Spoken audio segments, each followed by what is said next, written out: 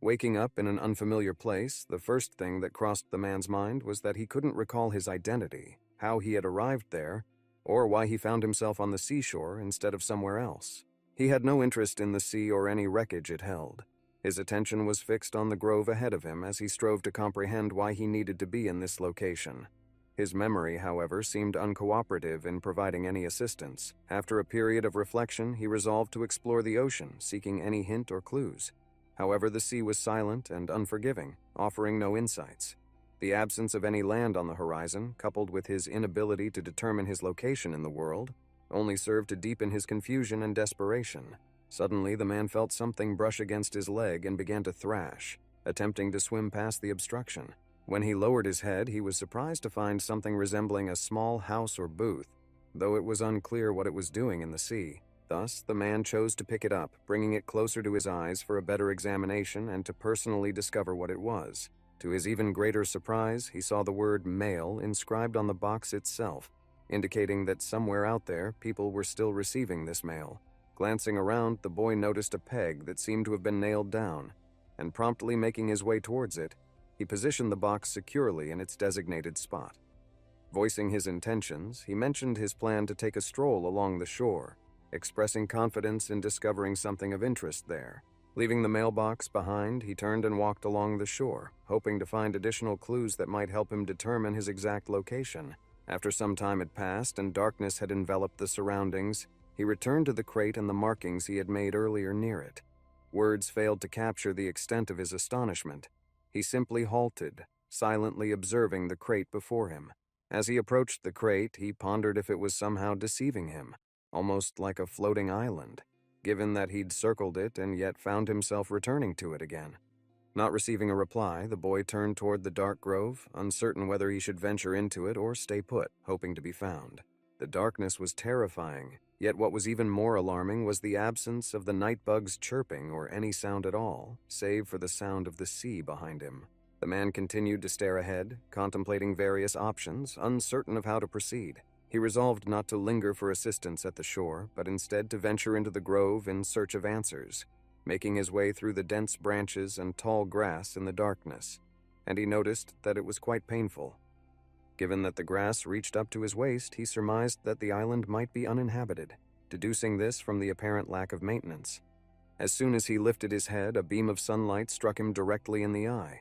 It was so bright that it momentarily blinded him, causing him to squeeze his eyes shut and cover them with his hands, despite it being nighttime. In the next moment, however, the man covered his eyes in shock as a torrential downpour began unexpectedly, loudly exclaiming his frustration at this being an unwelcome turn of events he had not anticipated. As he ran further, he noticed a rock in the distance that was bathed in bright sunlight, despite the persistent heavy rain. In the next moment, the sun dipped below the horizon once more and darkness enveloped the scene. Yet, despite it all, the man observed that the rock he had noticed remained steadfastly in place. Choosing to wait out the storm, the boy swiftly sought shelter under a rock. And just in time, as the rain once again fell with incredible force, its end unpredictable.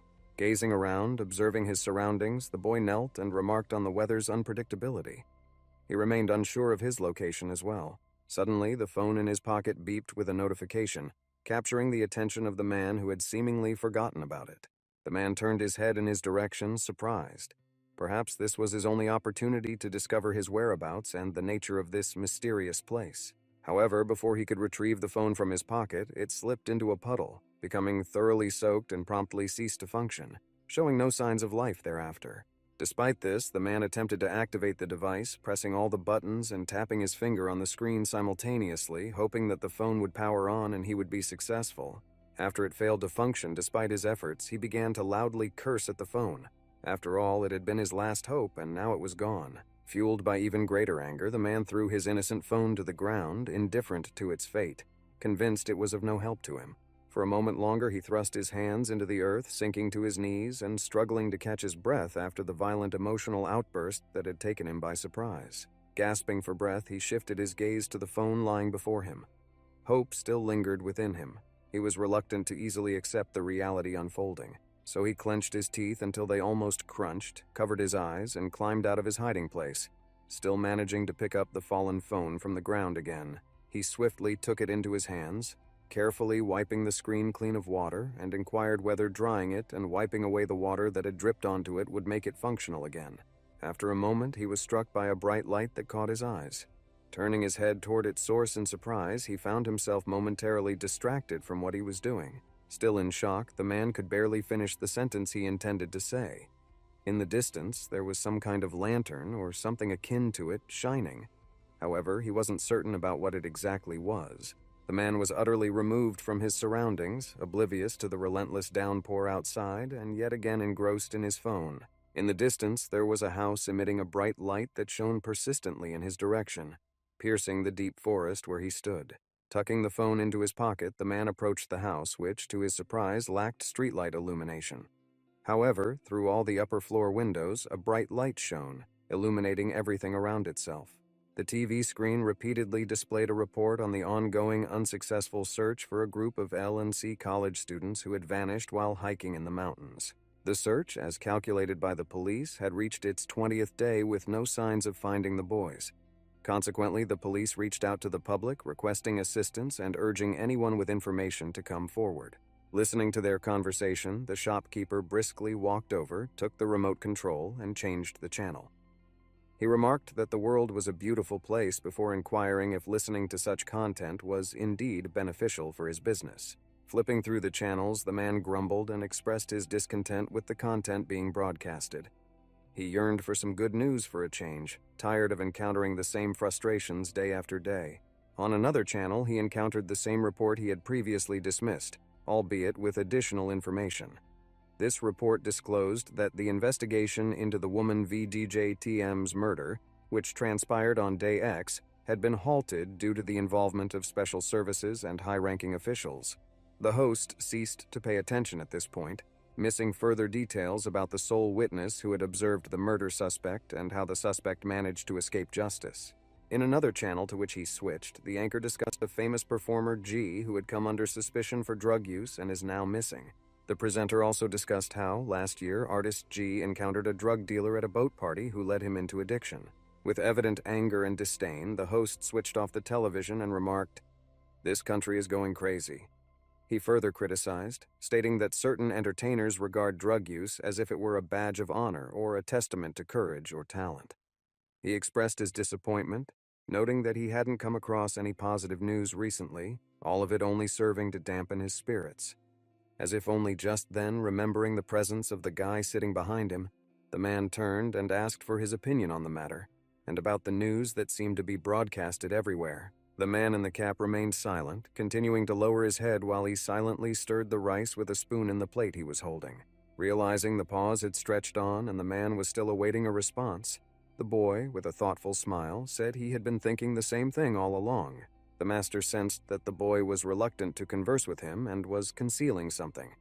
He observed the boy closely, attempting to discern the nature of his troubles and the reasons behind his peculiar and dubious demeanor. He, in turn, began to suspect that something was amiss due to his master's hesitation, which was more than apparent. Raising his head, he looked at the man but chose not to utter another word. Deciding against testing his luck and lingering, the guy quickly placed a large bill on the table to settle his meal and began packing promptly to leave the restaurant. After pausing briefly to think, the man turned around to exit the restaurant.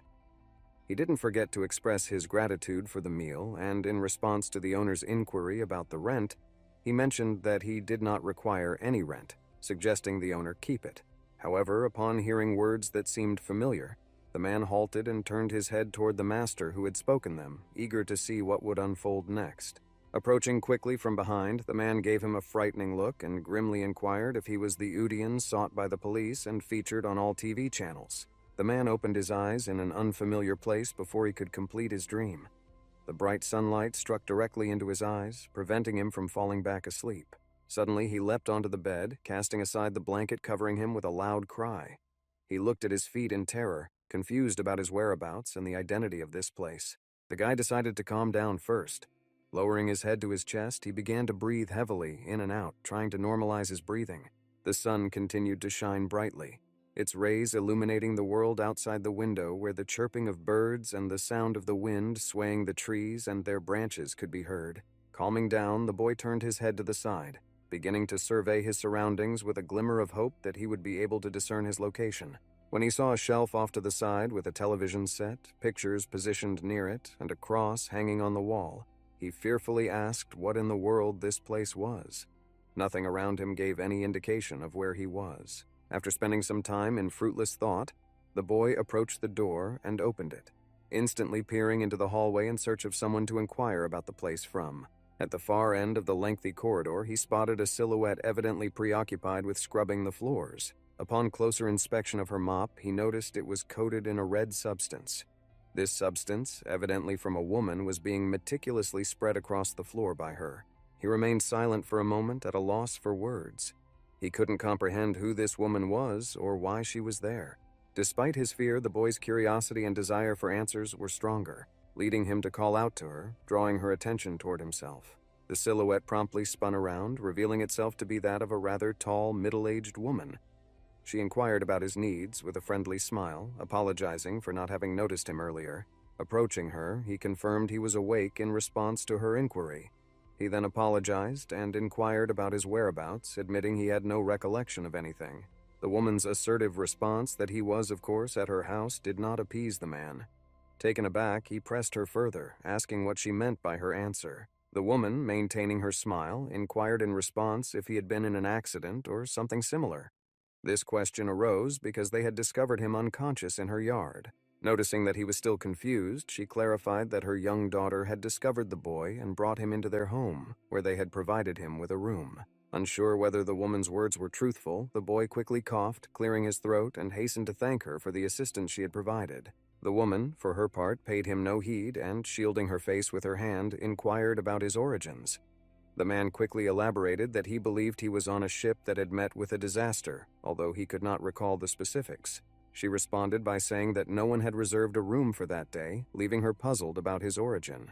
Moreover, they operated a modest bed and breakfast on the island, which, while not extravagant, sufficed for their needs. He quickly turned his head to the side, affirming that everything was clear to him.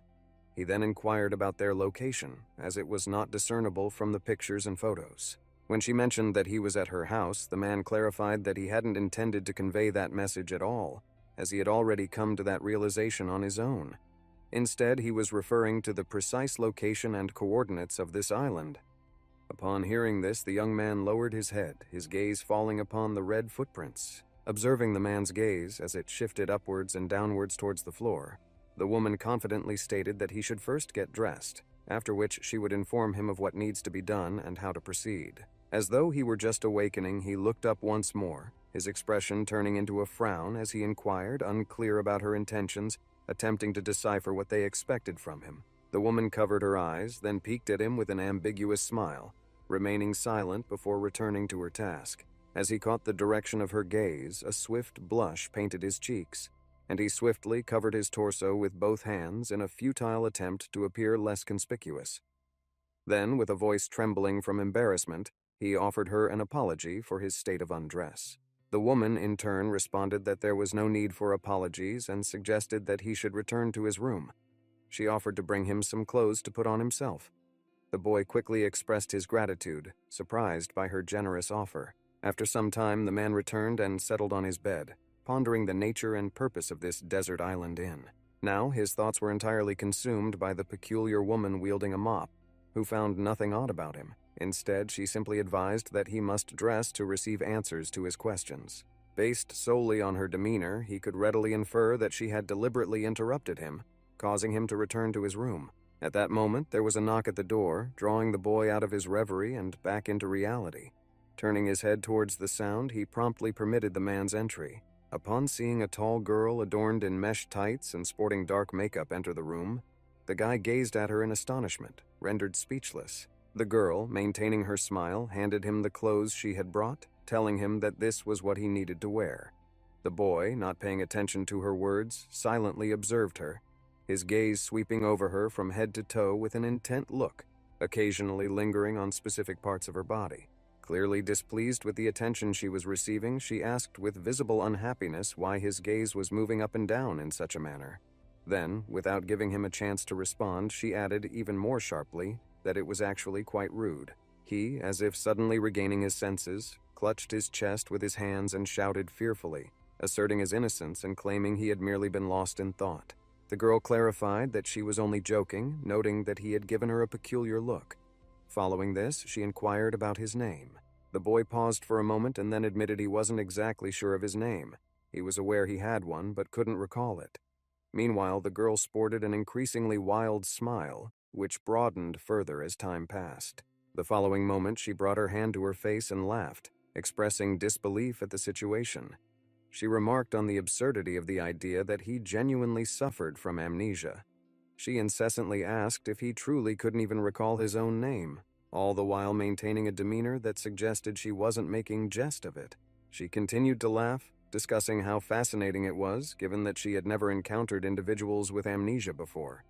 To her, it seemed just like something out of a movie. Suddenly, the girl's laughter ceased, and the smile swiftly vanished from her face as she withdrew her hand from his. Frowning, she swiftly replied, careful not to glance back at the smiling guy, who was evidently quite delighted with this fortunate turn of events in his favor. However, in the next instant, the smile vanished from his face. He hadn't truly believed she was serious, and he hadn't fully listened to her. As he approached the girl, he cautiously inquired how he had arrived there in the first place and whether she knew his name or any other relevant information. Despite not hearing the responses to his earlier questions, the man persisted, insisting that he was certain she was on the island. However, he remained deeply curious about its location. The girl inquired if he truly wished to know his whereabouts. She questioned whether he genuinely desired to understand his current location. The twisted, wicked smile on the girl's face was a clear omen that she would not provide him with all the answers. Without ceasing her smile or turning to face the people standing in the doorway, she inquired about the meaning of where. She informed him that he was at their house, puzzled as to why he continued to ask about his location. Later on, the entire family congregated around the kitchen table, joining their hands together in a gesture of prayer. At that moment, the family patriarch sat at the head of the table, eyes covered, reading the prayer aloud without glancing at those assembled around him. After a moment, he finally finished reading the entirety and said, "Amen," raising his head and gazing intently at the guest seated directly opposite him at the other end of the table. A short time afterward, he smiled and, gazing into the boy's eyes, said that their table might not be overflowing with an abundance of food, but still, he encouraged him not to be shy and to partake of what was available on it. The man promptly selected a plate of hot meat, smiling as he remarked on the abundance of food. He expressed his gratitude for the generous meal and warm hospitality. The man appeared to let the words bypass his ears, instead inquiring about the state of his wounds and whether he was in good health. The individual, in turn, raised his hand, displaying the bandages while laughing. He insisted it was nothing serious, suggesting there was no need for concern. Upon hearing it was delectable, the man took up a knife and fork and commenced slicing into the steak before him. Using his fork to cut a small piece, he promptly placed it in his mouth and chewed it thoughtfully, aiming to savor the steak's entire flavor. As he savored a bite, he found it quite delightful and swiftly speared another piece onto his fork, oblivious to the silhouette of a woman approaching from behind. She inquired about his enjoyment of the food she had prepared. The boy turned towards her, shivering slightly, and after a brief hesitation, he awkwardly admitted that it was indeed delicious. He added that she was a tremendous cook, yet to his astonishment, despite his words, the woman remained beside him in silence, gazing intently at his face as though his compliments had fallen short and she was expectant of further praise. So he prodded the meat with a knife and observed, "This meat is neither raw nor overcooked. One might say it is cooked to perfection." Regarding the sauce that accompanied the steak, the gentleman noted that it possessed a peanut-like flavor. Thus, it was mildly sweet and rich in taste. All of these qualities, ultimately, enhanced the meat's flavor significantly. Ultimately, he admitted that he normally disliked steaks, but he found this particular one to be excellent. He also expressed his surprise at discovering such a delicious meal on such a secluded island. The woman smiled, seemingly satisfied with her answer for once. She then stepped away from the boy, ceased her glaring, and walked back. As she sat down at the table, the man remarked that his wife was indeed an excellent cook. Indeed, he considered himself very fortunate. The boy promptly concurred with him, before swiftly shifting the topic to inquire if they could inform him of his whereabouts. Without hesitation, the man interjected, redirecting to Romy with a request for her to prepare tea for their visitor. Romy promptly complied, swiftly filling a mug with tea from the teapot and carried it over to the gentleman. She placed it before him, announcing that it was his tea. The man, rendered speechless, could only stare in shock at the cup of tea brought to him. It evoked a memory. Its color reminded him of a similar shade of sludge he had seen in the hallway, which the landlady had meticulously cleaned off the floor. Meanwhile, Romy, still clutching the teapot, mentioned it was filled with dogwood tea. Following this, she inquired whether it genuinely tasted good and was beneficial for health. Listening to her describe it as bright red, her sister laughed out loud, saying it was the exact shade of red as human blood.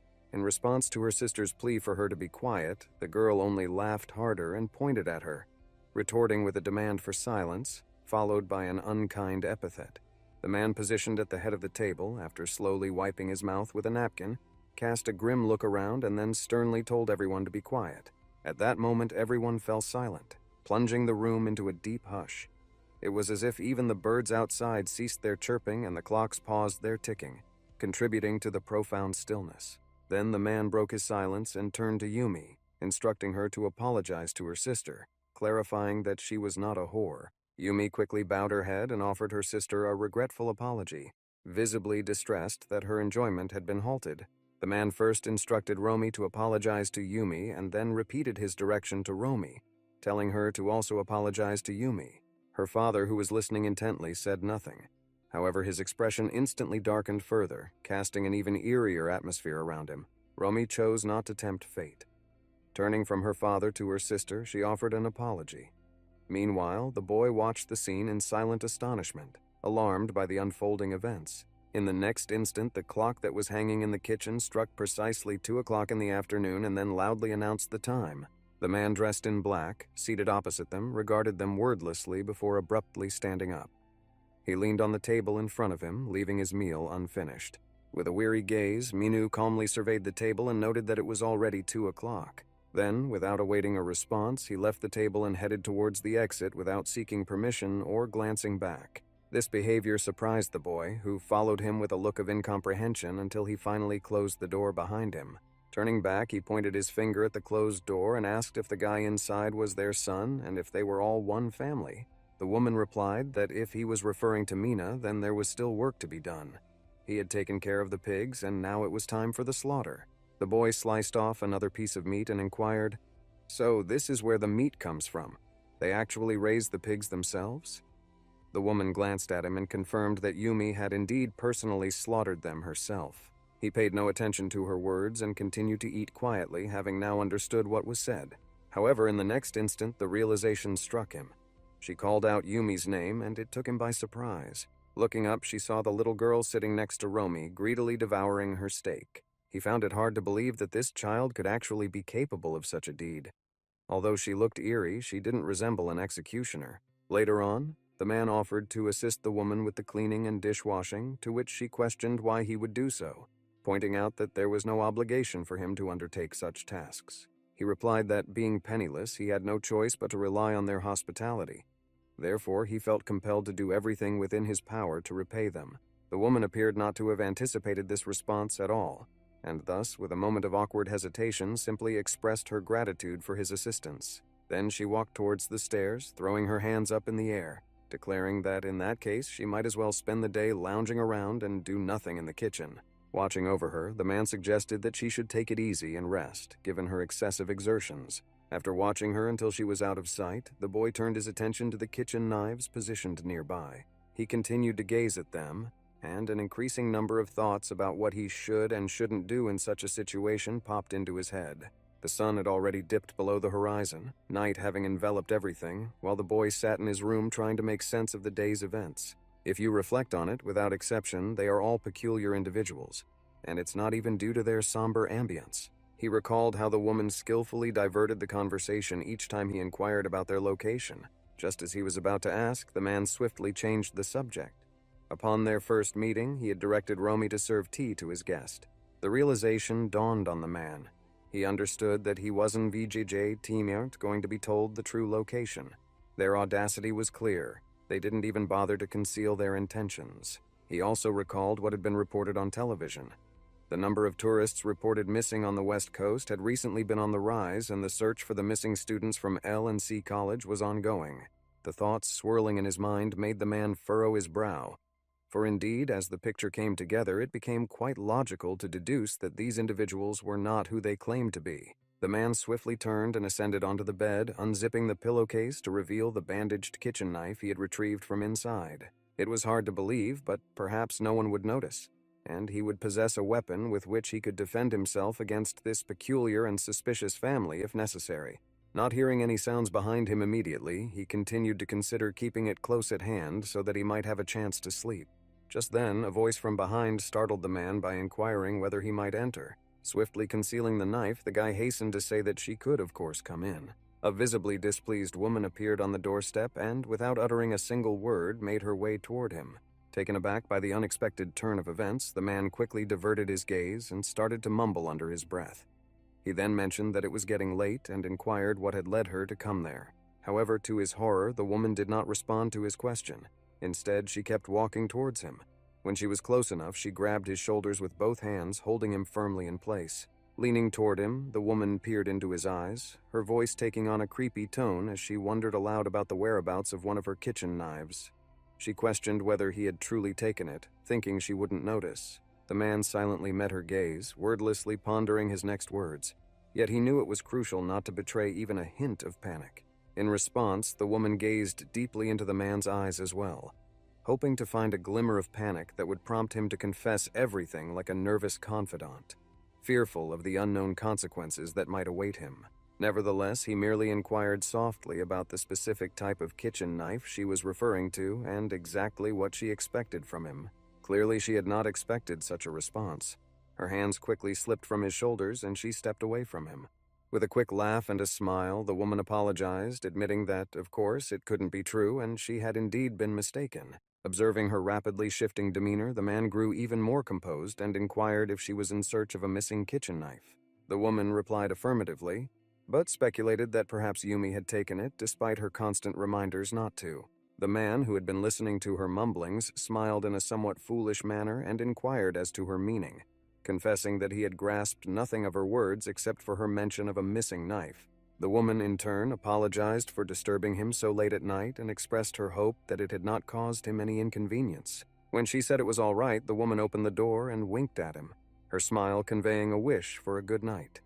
They would settle up once his memory eventually returned. The boy, who maintained his foolish smile, stood in front of the door with his hand raised. He remained there until the footsteps on the other side of the door ceased, and everything ultimately succumbed to silence. Suddenly, his gaze shifted downward to the doorknob. The smile vanished from his face, replaced by a look of wariness.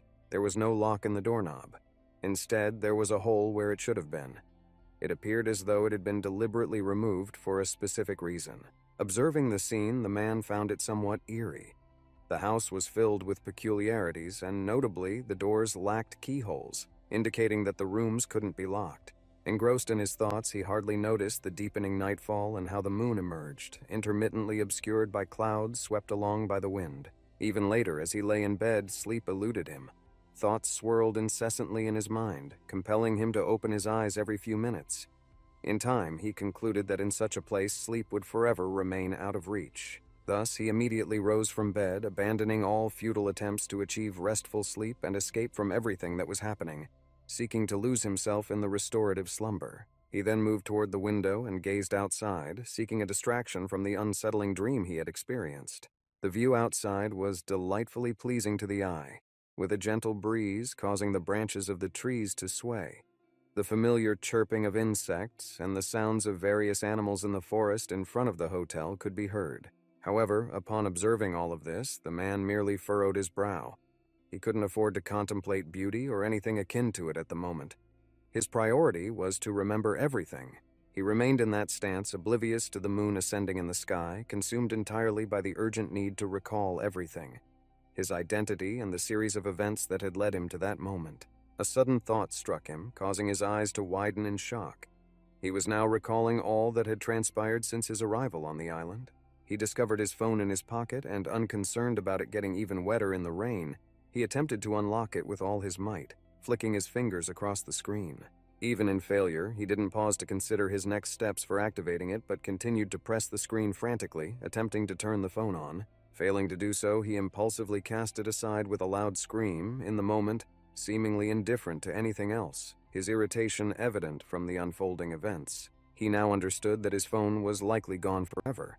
Had he not discarded it, but instead dismantled and dried it out, he might have been able to reuse it and locate its whereabouts. The next moment, the lad heard sounds from below, quickly lowered his head, and began to gaze downward. Down there, Minu briskly walked down the path, closely followed at a slower pace by a man carrying a sack on his back. In the glow of the lanterns lining the sides and under the rising moon, they were distinctly visible. The entire scene caused the boy to frown in bewilderment. After all, it was late at night, and all the animals they were raising were asleep.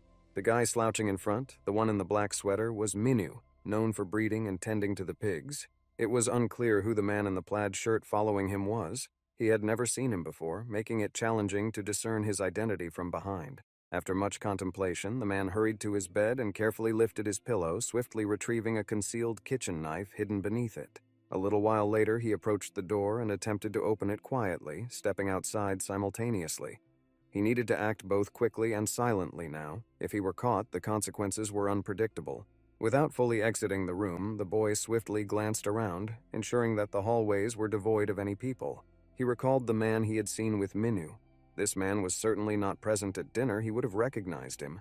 Moreover, his appearance clearly indicated he was not a member of that family. Wanting to understand the situation at last, the man moved down the corridor towards the stairs, ensuring first that it was completely deserted. Swiftly rounding a corner, he made his way down the stairs, each step eliciting a creak. Uncertain whether the homeowners had detected the noise, he harbored the hope that they had not. Having navigated past the stairs, he hurried towards the exit door and seized the handle, only to have his pace slowed by overhearing a conversation emanating from the kitchen. As the boy attempted to quietly open the door, he overheard Yumi in the kitchen apologizing to her mother, insisting that this time she definitely had not taken the knife from the kitchen. To his surprise, upon hearing her voice, the woman immediately believed her and asked if it was true. She then inquired if she was so sure who she thought it was. The girl irritably exclaimed that she didn't know who it was, suggesting it was probably the new guy. The woman responded definitively that it wasn't him, clarifying that she had already investigated the matter. The man's eyes widened in shock upon hearing the woman request the girl refrain from mentioning her desire to sweep his room the following day while cleaning. To which the girl responded, "Who knows?" Frozen in front of the door, the man was struck with horror by her next words. She suggested that perhaps he was hiding a knife under his pillow. It was a precise guess, but fortunately they didn't know that for certain. When he regained consciousness, he swiftly pulled the doorknob toward himself, jumped out, and quickly slammed the door shut, moving further away from the house. The moon persisted in casting its glow, illuminating everything in its vicinity. One could argue that its radiance was exceptionally bright. Yet the man paid no heed, his gaze fixed on Minu as she told the companion beside him that they would meet in the morning. This individual seemed to greatly misspeak as he continued standing there, silently gazing at him, as if in anticipation of something more. Then Minu, fixing him with an unnerving gaze, grimly repeated that they would meet again in the morning. Once more, she insinuated that he should gather his belongings and leave immediately. This time, the boy finally heeded his advice. Consequently, he collected his belongings and the boards he had carried along. Then, with a sense of resolve, he returned down the path. Unaware of the onlooker concealed behind a tree, he halted and, with a scowl etched across his features, clenched his teeth. Through gritted teeth, he muttered, "They're all just crazy fuckers." Observing him, the man smiled, suggesting that he too might have reservations about this family. Therefore, he could potentially assist by explaining their current location and the situation at hand. So he immediately stepped from behind the tree and coughed softly, drawing attention to himself. However, the man froze in fear, not turning towards the direction of the sound. He swiftly pivoted and seized the saw, protesting that he hadn't spoken a word, that he was engrossed in his work and not distracted from it. The man approached him gradually, concealing a knife behind his back with one hand. Disregarding the man's awkward attempts at justification, he motioned for him to fall silent and calmly clarified that he wouldn't reveal anything to anyone. After some time, they reached the destination, a small barn he was tasked with repairing and tidying up. The man in the plaid shirt introduced himself as Jin Tae-hee before turning around to attend to his business.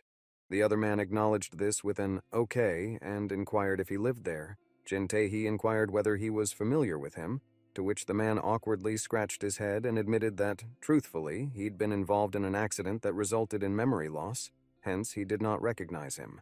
Hearing him ask if they had met before, Tae-hee placed a hand to his forehead and exhaled wearily, casting his gaze downward. Without much delay, he suggested that he might actually know their whereabouts.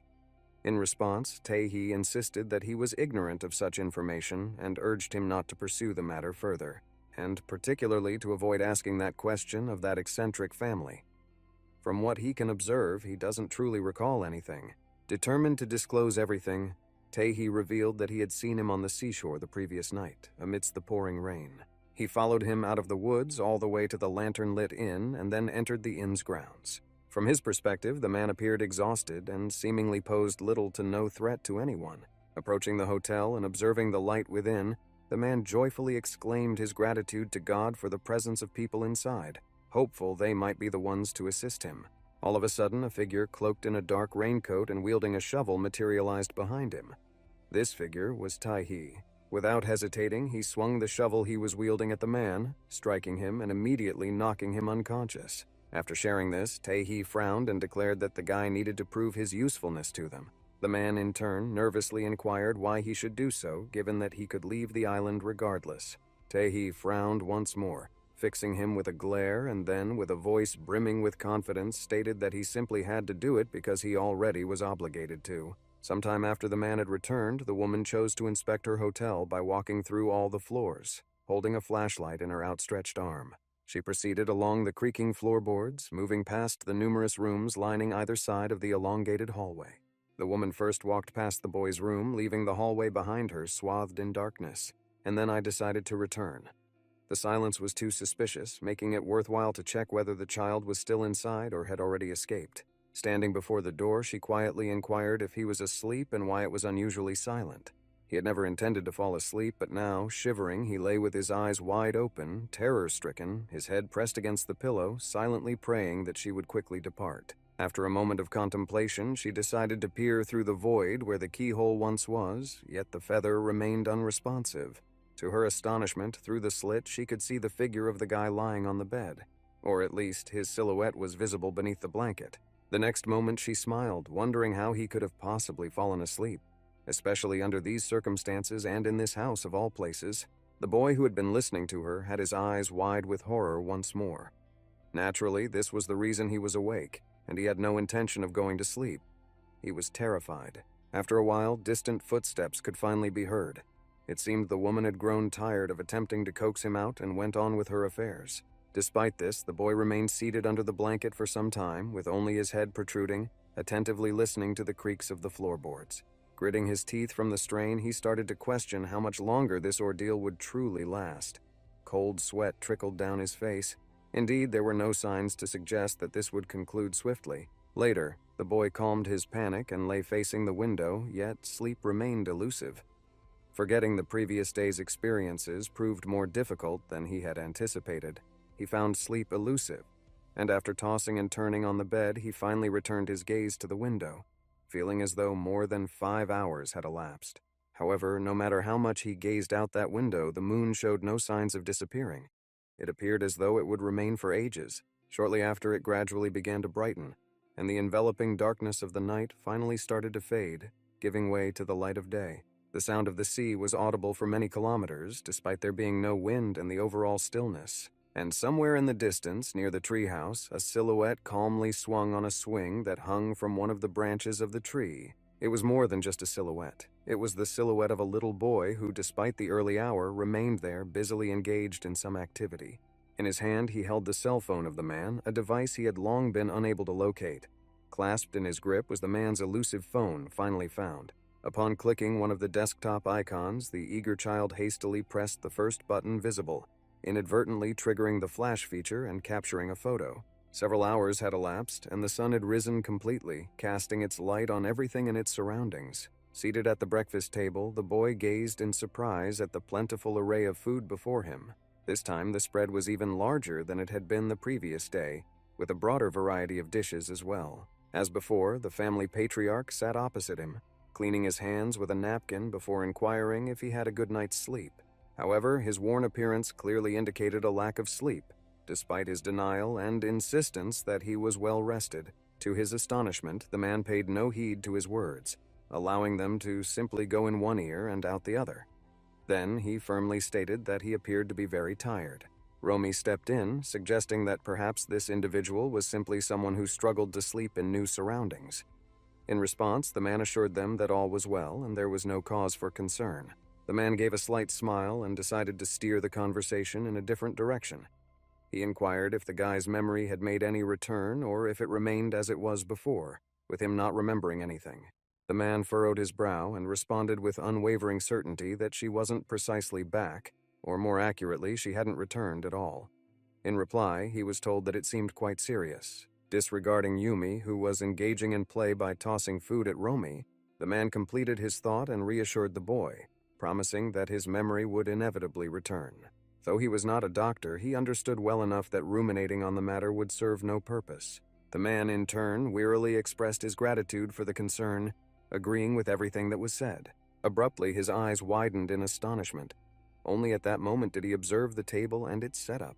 Every dish presented was entirely distinct from those served the previous evening, yet the table was still overflowing with an abundance of food.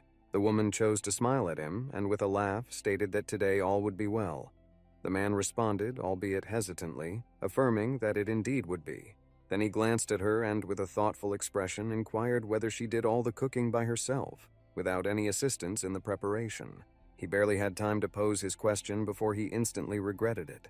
The mood around the table shifted dramatically, turning distinctly different. Now every single person at the table had turned their attention towards him, all eyes fixed on him in utter silence. Yet not a single one chose to break it. This image intensified the young man's horror even further. He had not anticipated that his question would be so thoroughly dismissed, nor that it would provoke such a reaction from everyone.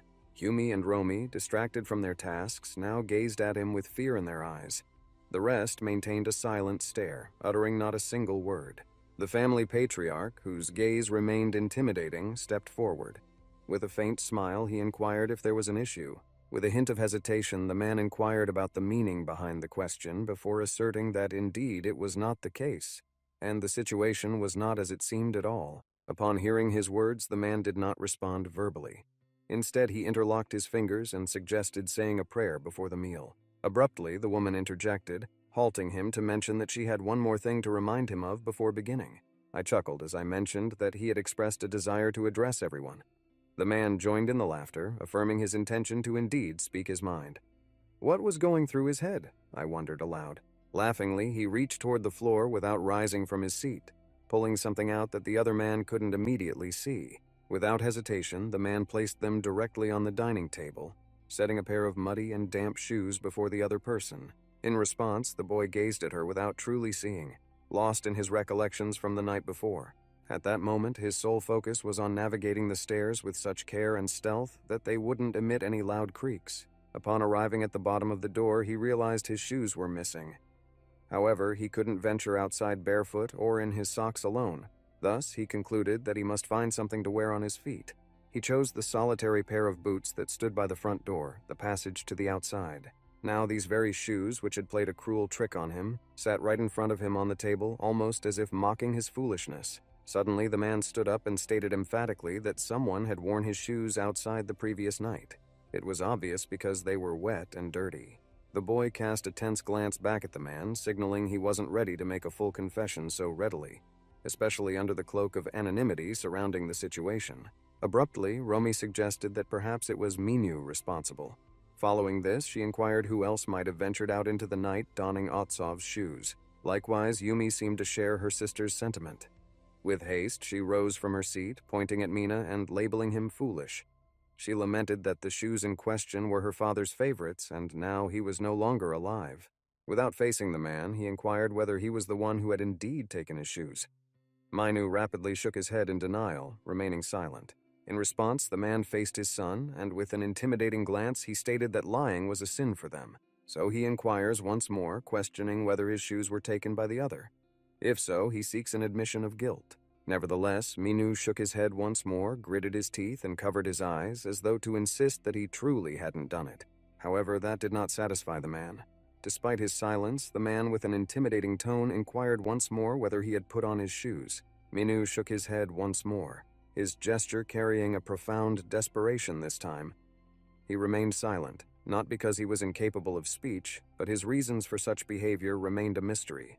The man immediately rose from his seat and strode over to the other, towering above him, while declaring with certainty that he was the one. At that moment, the man leapt up, emitting a loud scream, pleading with everyone to wait. Overcome by terror and fear, he even shielded his eyes. Realizing he had captured their focus, he lowered his head onto the table and, in a soft tone, confessed that it was indeed he who had stolen the boots and was currently wearing them. Unexpectedly, the man turned his head toward him and asked in astonishment what he truly meant. He mentioned that he found himself extremely bored the previous night and was unable to turn on his phone. Consequently, he decided to spend some time outdoors. In reality, he acted solely under the impression that they were merely a pair of old shoes, harboring no ill intentions whatsoever. However, the man merely inquired whether he was feeling bored. In response, the other individual awkwardly questioned what he intended by that. The man approached, fixing him with an intimidating gaze, and explained that he found the place dull. He suggested that she should remedy the situation and entertain him. A loud blast from a double-barreled shotgun rang out, targeting the seagulls as they soared through the sky. Startled by the gunshot, the birds that were flying together in a flock scattered instantly, heading in various directions.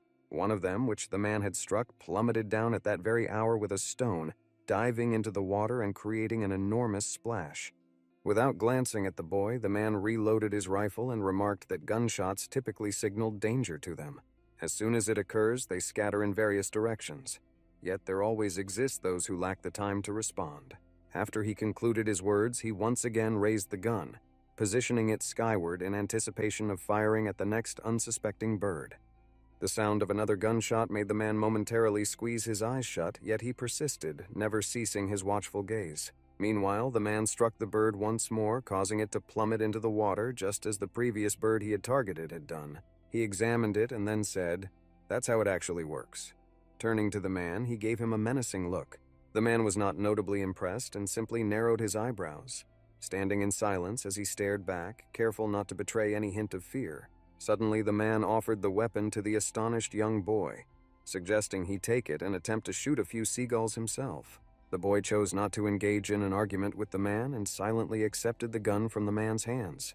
Now he stood there, gripping it with both hands. After thoroughly examining him, he thoughtfully admitted that he had never fired a gun before. The man then inquired if he was frightened. With a frown, he confidently declared his lack of fear. Puzzled as to why he was expected to feel otherwise, the man inquired about the precise meaning of his words. The other individual responded, stating that their pursuit was not for sustenance. He then questioned whether the killing was done merely for amusement. The man remained silent in response to the question and instead inquired if he was the one who had expressed boredom with them. Faced with this, the guy found himself at a loss for words. He then turned and gestured toward the newly formed flock of birds, declaring he could hit one from the soaring group with a shot. The area was teeming with birds, prompting the man to question if he truly believed he could manage the situation. After all, it required minimal intelligence. Despite several minutes having passed, the man had neither heard a response nor a gunshot, which made him alert. Without turning around, as though he could sense what was happening behind him, the man asked if the gun had been aimed at his back. The man responded with silence to this, his frown deepening as he questioned why nobody would inform him of his location. Without fidgeting, the man calmly interjected, not specifying his point. Meanwhile, the other individual raised his voice in irritation, inquiring about their current location. "And who is that person in the rumpled shirt, awkward in appearance, resembling someone subservient and frequently running errands for them?" Suddenly the man turned to face the other, shouting questions about their purpose on this forsaken island as he continued to do so. Without hesitation, he moved closer to the man and, with one swift motion, grabbed the gun that was aimed at his chest. Holding him still, she looked into the boy's panicked eyes and said that the island did not have a name at all. "The individual in the plaid shirt isn't subjugated, he's a valued employee. They operate a quaint, small-scale hotel. He is aware, just as much as he understands all else, that he is indeed their guest, permitted to stay at the inn." Perceiving the tension, the man inquired, his voice tinged with fear, about what exactly the other was doing and what he aimed to achieve, without waiting to hear his responses. He continued, disregarding his questions, stating that the cost of staying at the inn was 150,000 won per day, with an additional 11,000 won for food. Moreover, learning how to shoot costs $30,000. Currently, he doesn't pay even a single yen for it. Hearing his words declaring that he still had the audacity to point his weapon at the owner, the boy shouted nervously, pleading for him to release the gun. Nevertheless, the man was not inclined to relinquish the gun and swiftly wrested it from the grasp of the panicked individual who was powerless to react. The man was taken aback by the unforeseen turn of events, never anticipating that the gun would be so effortlessly wrested from his grasp. Without hesitation, she pointed it at the man, continuing to glare at him with a menacing look, all the while remaining silent. He maintained his intense stare, his eyes unnerving, almost as though he was anticipating some action or inquiries from him. However, the boy merely glared back at him, his eyes betraying a panicked and frightened state. Upon seeing the man smile, the boy rapidly closed his eyes. At that moment, the man started to squeeze the trigger of the gun. Upon pulling the trigger and the sound echoing, the man immediately crouched, covered his eyes and head, and let out a loud scream. He remained silent, shivering uncontrollably, terrified that his own folly might now lead to his demise. Fear swelled in his eyes as he realized with certainty that a second shot would be fired, sealing his fate. A second trigger pull resounded, yet the shot did not fire, and the man remained unharmed, surviving what would have been a fatal shotgun blast to the head. Lifting the gun towards the heavens, the man stated with a grin that it was a 2-shot firearm, meaning it required reloading after 2 shots. It amuses him greatly, and being without funds himself, he is unable to impart a meaningful lesson. Staring down at the figure at his feet, the man inquired whether he was genuinely aware that the firearm was, in truth, unloaded. When he received no response, he remarked that even if it wasn't true, it remained a perilous jest with potentially disastrous outcomes. The man's eyes went wide as he watched him smile, and he asked if everything was indeed true. Gazing up from his seated position on the ground, the man nodded in agreement, confirming that it was indeed just as the other had said. Eventually, the man returned to the familiar seashore, settling himself down on the sand to face the sea. Gazing out at the sea, he continued to ponder the identity of those mysterious individuals. He also questioned the nature of the hotel situated on this deserted island. He recalled the smile of the man aiming the gun at him, pondering the reasons behind their actions towards him. He unwrapped his hair, perplexed and frustrated. Why couldn't he remember anything? Not how he got there, nor who he was. Suddenly, his eyes landed on an item lying on its side. It appeared to be the same box of mail he had noticed earlier. Without uttering a word, he attempted to understand why she was once again lying on the sand, despite his efforts to keep her steady. He rose to his feet and made his way toward the box that lay on the sand, musing aloud about its fall, given the absence of any wind. However, as he approached her, what he observed made him anxious once more, causing cold sweat to trickle down his face. The end of the stick, to which the box was affixed and had been carefully anchored into the sand by him, was meticulously sharpened to a point resembling precisely that of a pencil. The boy recalled that the night before last he had first encountered this mailbox when it had unexpectedly floated towards him and then abruptly struck his feet, and he in turn carefully pried it open and inspected it from every angle, attempting to discern its true nature. After fully removing it from the water, he also observed the length of the stick attached to the mailbox. It seems he vividly remembered the stick being blunt and painted red during the incident, precisely when he first held the mailbox. Now the stick was not only bare of paint, but its end had once more been whittled to a spike-like point. Moreover, it was not embedded in the sand but merely lay there. All of this presented an even more ominous appearance than it initially seemed. With swift motion, the man tossed aside the mailbox pole the moment he stabbed it into the ground, causing it to fall effortlessly onto the sand. He kept his gaze fixed on the mailbox, eyes wide with fear.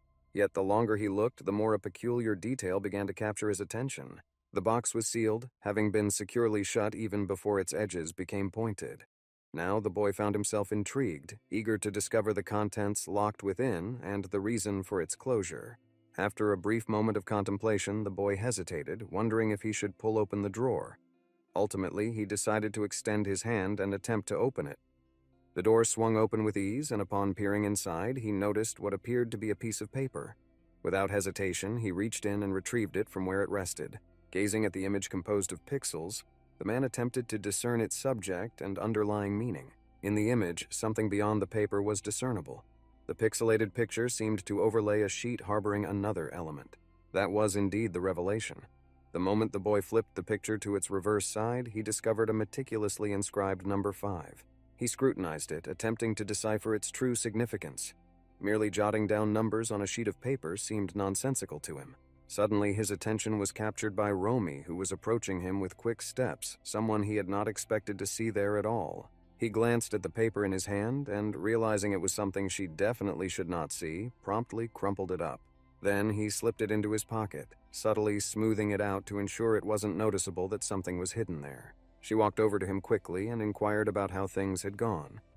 She was especially interested in knowing about his date with her father, given that they had been alone together. With that, the girl gave a mocking smile as though she was ridiculing him by telling jokes that were far from humorous. The man glanced at her with a nervous expression and mentioned that her father was truly one of a kind. He added that many could benefit from following his example. With a subtle smile, the girl agreed, affirming that indeed he was, before proposing a stroll. Without awaiting the boy's response, she proceeded, walking ahead with her hands clasped behind her back. Without a word in response, the boy mimicked her actions and followed, maintaining a slightly slower pace than the girl who herself walked at a leisurely speed. Gazing at her, the boy mentioned that her father had conveyed to him that the island was nameless. The girl nodded in agreement, confirming that it was indeed true. In response to his reasonable question about whether they were still in Korea, she replied evasively, suggesting that perhaps they were. Then the man inquired whether, in that scenario, they had simply taken and unlawfully privatized an entire island in Korea. Upon hearing the question, the girl rose to her feet and became as immobile as if she had been turned into stone, a look of utter astonishment blanketing her face. Then she pivoted towards him and, without uttering a word, swiftly stepped closer. And then, moving even closer, she wrapped both arms around his shoulders, simultaneously leaning her entire body against him. As she leaned on him, the guy was at a loss for how to respond. Thus, he merely remained still, gazing at her with a look of awkwardness etched on his face. Meanwhile, the girl felt utterly liberated there. She then asked him, did nothing else catch his fancy? Had nothing else sparked his imagination? The man's cheeks turned red, and he awkwardly inquired about her age, wondering if she was older than him given the manner in which she spoke to him. She responded by saying he didn't have to inquire, reminding him that they were both adults and implied that should suffice. The girl's words took the guy aback, leaving him even more astonished. His eyes widened further in response to both the sight and sound before him. In that instant, she extended her arm towards his face, gently caressing it. In response, the boy could only offer a grimace, yet he remained silent. The girl continued to flirt with him, seemingly entertained by his reactions evident from her teasing smile. Upon hearing that they were sufficiently aged to engage in a kind act, the man's cheeks flushed a bright red, akin to a ripe tomato. Suddenly his mind was flooded with all manner of inappropriate thoughts. Once he ceased his resistance, he trailed behind the girl along the sandy shore. He was uncertain of her intentions, but at that moment it mattered little to him. Eventually, they arrived at the dock. Observing it, the girl noted that it was equipped for rock fishing. Normally, such equipment would cost 30,000 won, but this time it was offered at no charge. What he heard and saw caused him to stiffen in surprise once more, though this time it was tinged with disappointment. After a brief pause to reflect, he began to wonder if she had actually mentioned fishing initially. The girl turned towards him, and after pausing to think, she laughed and agreed that it was indeed as he had described. Upon hearing her response, the man gazed at the woman once more, his expression brimming with incredulity, as though he hadn't anticipated her acquiescence to be so forthcoming. Seeing his puzzled expression, the girl lifted her hand and covered her face with it, as though she had witnessed something amusing.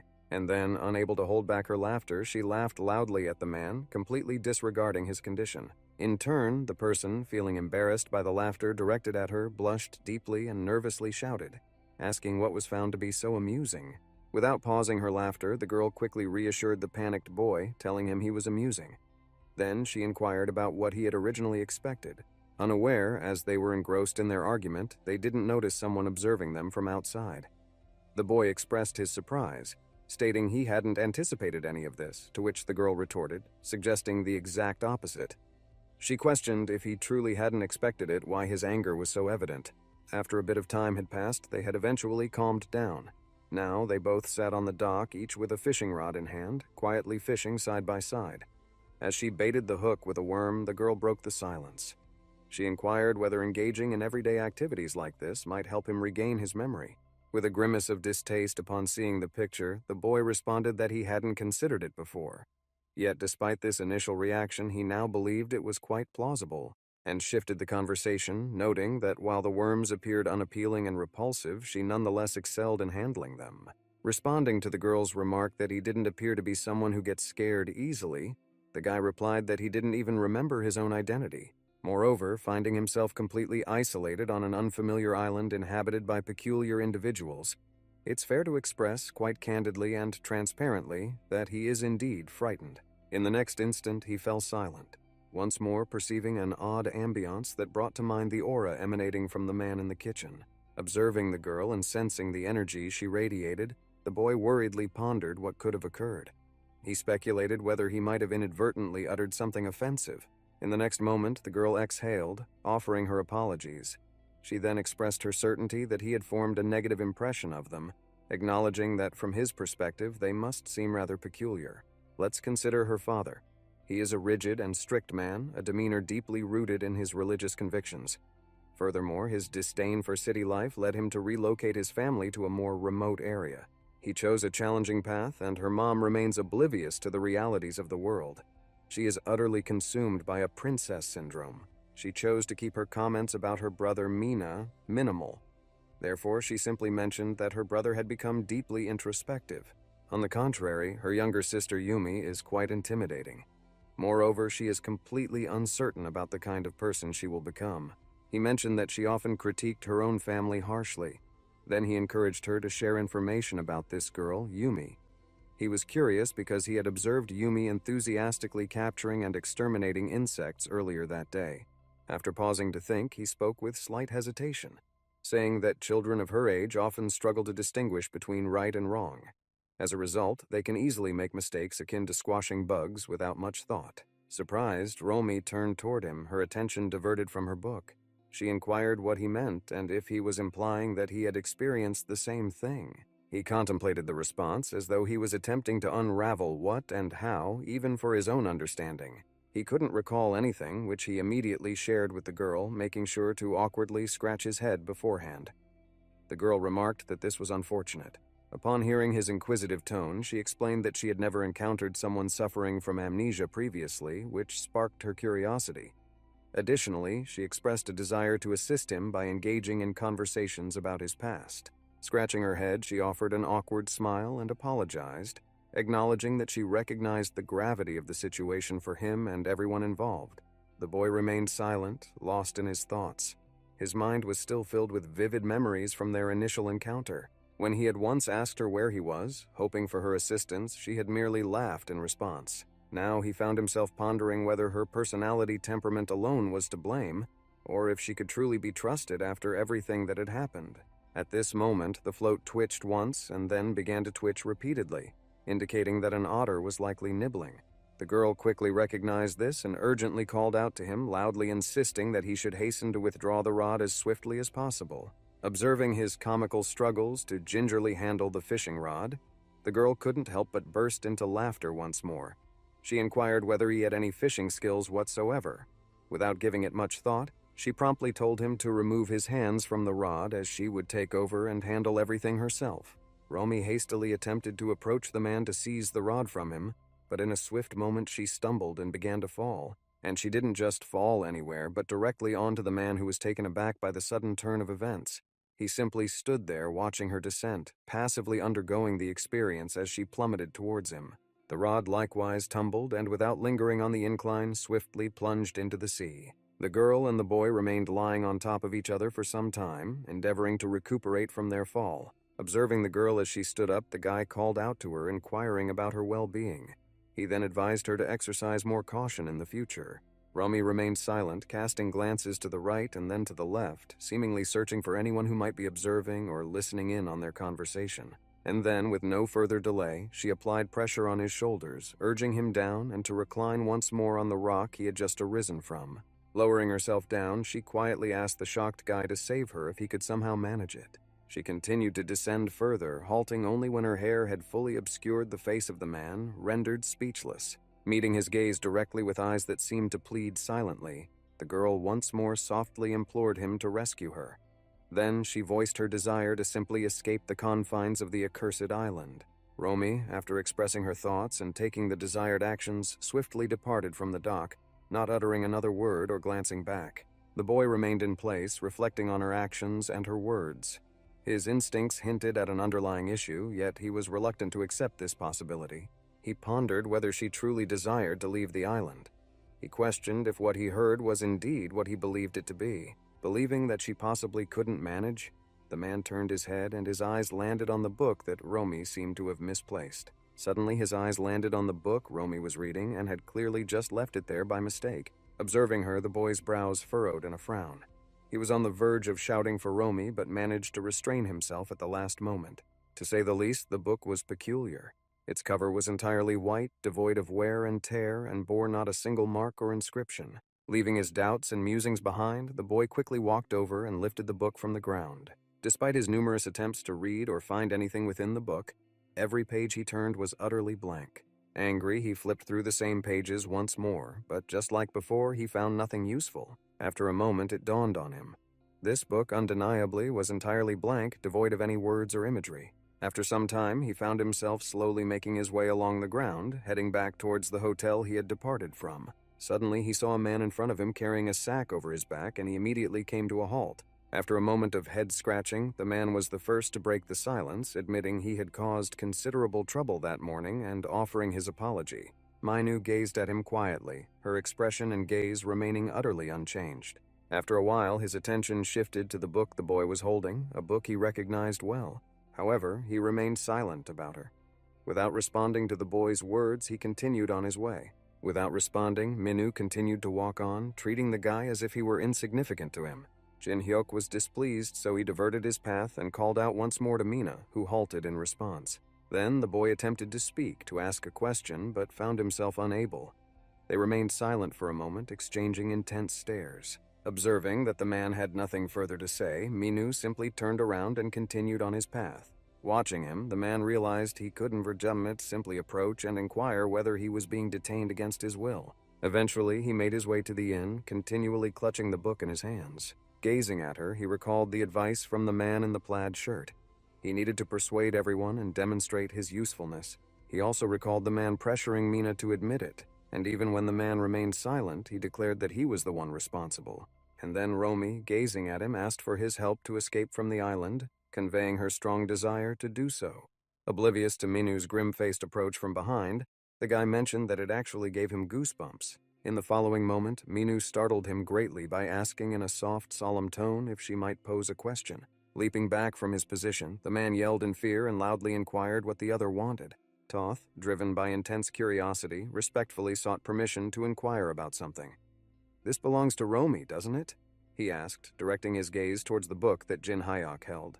The man responded that if he was referring to the book, he indeed wanted it, and intended to eventually return it to the mistress. Minu appeared to grow larger as he inquired in a stern voice whether the man had murdered Romy and was now in possession of that book. Gazing up at him, he was at a loss to comprehend their expectations and what Minu desired from him. Maintaining her gaze with unsettling intensity, Minu affirmed that he had indeed killed her. Holding the sickle, Jin-hyuk questioned what was being insinuated, perplexed as to why he would ever harm her when everything was fine to begin with. Despite his words falling upon deaf ears, he declared that now he would certainly put an end to him, making it clear there was no escape. Choosing not to attempt speaking again, aware that the risk of death was too significant, the young man hurried towards the house. He dashed forward, fueled by the hope that he could still make it, all the while fearful that the crazed pursuer behind him wouldn't overtake him. Even upon arriving, he discovered that the door was, in fact, locked. Thus, they began frantically pulling the handle, yelling in confusion as to why it was even locked, and questioning what on earth was wrong with these doors in the first place. Minu was steadily drawing closer to him, resolute and unwavering in her approach. She was almost certain that he was the perpetrator behind Romy's death, and she didn't even pause to verify her suspicions. In a final act of desperation, Jin-hyuk turned towards Minu, his panic evident, and questioned if he had gone insane. He reiterated that he had not murdered Romy, dismissing the accusations as the ravings of a madman. Minu ignored his pleas and warnings for him to keep his distance and refrain from touching him. Despite this, he continued to scream hysterically for someone to get off of him, insisting he was losing his mind. Just then, Yumi approached and with an indifferent tone called out to her brother, mentioning that she had just spotted Romy. With a slight smile, pleased by their newfound attention, the girl explained that she was simply hosting a fashion show in her room. Minu glanced in her direction and inquired about Romy's well-being, to which Yumi responded, regrettably confirming his survival. The girl extended her hand and gestured toward the book, indicating for him to pass the book he was holding to her. As though he hadn't quite grasped her meaning immediately, the man asked her once more to clarify what she was saying. Yumi reiterated that she was referring to the book, maintaining her smile throughout the conversation. She took it and flipped through the pages with a slight frown, giving the impression that she was genuinely reading something. She let out a sigh of boredom and gazed at the guy, her expression clearly conveying disbelief. Then she threw the book back to the man, who stared at her in astonishment, cold sweat still streaming down his face. Meanwhile, the girl approached her brother and offered her assistance with his work. Minu immediately accepted her offer. She then mentioned that Romy was her older sister, implying that she shouldn't be arguing with him. In response, the girl questioned who even cared about that fact. Realizing he had narrowly escaped death, the man lost his temper, his brows furrowing in frustration. And now they were simply departing together without offering him an apology for their attempt on his life. This only served to fuel his anger further. Observing Minu and Yumi gradually moving away, the melancholic man called out to them, urging them to remain stationary. As heads turned in his direction, the girl DJ Tem's mocking smile remained fixed on her face as she faced the guy. At that moment, he was glaring at them, insisting they pause and offer him an apology for all the distress they had caused. Following that, he derogatorily referred to Mina as a fuckwit. For a moment, Minu observed the man in silence, her gaze conveying that he was exceedingly fortunate to still be alive. Jinhek, determined not to give up, frowned in response and locked eyes with him as if throwing down a challenge. Yumi faced Minu and inquired whether he had committed an error, to which Minu rapidly nodded his head from side to side in denial. Turning towards the man, she extended her hands and relayed his words, asserting that he claimed innocence. Irritably, Jinhek retorted that the man had nearly taken his life. Yumi faced her brother once more, questioning him about the truth of his intentions, particularly whether he truly desired to end the life of the Ajusi. He responded, confessing that he believed he had indeed taken the life of Romy. The guy was taken aback by the girl's assertion that he ought to have been rewarded under those circumstances. He couldn't grasp why she would suggest that at all. In the next moment, the girl burst into laughter and gently patted his leg, assuring him that she was only joking. Observing the situation, the man attempted to comprehend what was troubling the young person. After all, it was clearly not an appropriate moment for humor, as they were engaged in discussing serious matters. Yumi turned towards him once more, smiling, and mentioned that her brother wasn't the sharpest tool in the shed, suggesting that it was best to just ignore him. She mentioned that although he might have stated his intention to kill, in reality, he was kind-hearted and never meant any harm. Gently touching her brother, she sought his affirmation of her words. However, Minu responded that if he were to kill Romy, he would do so effortlessly and without much thought. The girl asserted that he was not responsible for her death, and therefore contended that there was no immediate necessity to kill Ajosi. He affirmed, adding that he believed he did want to. Yumi then faced Jinhek, inquiring if he truly intended to take her sister Romy's life. Confused by her words, the man furrowed his brow and inquired about her meaning. With an unsettling gaze, Yumi asked him if that was indeed the case before repeating her initial question. The boy inquired about what she was discussing and why he would want to kill Romy. Turning to her brother, the girl lifted her fist into the air, reassuring him that all was well and any conflicts had been resolved. The girl suggested visiting the pigs, and together with her brother, they began to walk away. Jinhek extended his hand, attempting to halt their departure, inquiring what was meant by settled. Dismissing any lingering doubts, the man raised his voice once more, insisting that she offer a sincere apology. He explained that he had been so frightened by her actions that his heart almost leaped out of his chest. Annoyed by his shouting, Yumi turned around and headed quickly in his direction, her hands clenched into fists. With a sympathetic look, the girl inquired if the gentleman suffered from a heart condition. With a creepy smile, she expressed her disbelief and inquired if it was indeed true. Receiving no response, she suggested that perhaps he was being overly harsh towards the ill individual. Ultimately, her brother cannot be considered normal by any standard. Rather than constantly complaining, why doesn't he take action and resolve the situation? The man stated irritably that it wasn't a matter of complaining. It was simply that he was being pursued by someone wielding a sickle. With a mocking glance, Yumi informed him that she had observed the entire scene from where she stood, clarifying that she had no intention of pursuing him. His fear had been his own doing, VDJ. Merely seeing him clutch his sickle had sent him into a panic, causing him to flee. Then her expression shifted to scorn and disdain as she declared him a mere pathetic coward, questioning what fault lay within them. This time the man finally lost his patience and demanded in anger if he was being called a coward. He quickly approached her, shoving her, and loudly demanded, "How dare you speak to me like that?" while referring to her as a little asshole. The girl, unconfused, did not respond with words, but instead loudly shouted at him. Then she collapsed to her knees and began to whimper, oblivious to the man standing nearby, unaware of the events that had unfolded. At that moment, a woman emerged from the house, her gaze unsettling as she peered at the man. She inquired about the cause of the commotion. Observing Yumi seated on the ground, she instantly leaped outside and inquired about what had transpired. The girl tearfully reported that the man derogatorily addressed her brother, targeting his disability, and insulted her by calling her an offensive term. She also mentioned that he exhibited aggression towards her, expressing a desire to physically harm her. The man himself could not tolerate the falsehoods and raised his voice to question what she was alleging and when he had ever struck her. The woman interjected, expressing her surprise at his demeanor, stating she hadn't perceived him to be that way. She then inquired why he was elevating his tone, as it was intimidating. She refrained from offering excuses, expressing her belief in his decency, which, to her disappointment, he failed to uphold. She highlighted the goodness of her children, emphasizing that he lacked any justification to mistreat or verbally abuse them in such a manner. The boy attempted to voice his objections in shock, but was abruptly cut off as the girl, overwhelmed with tears and loud cries, hurried to her mother.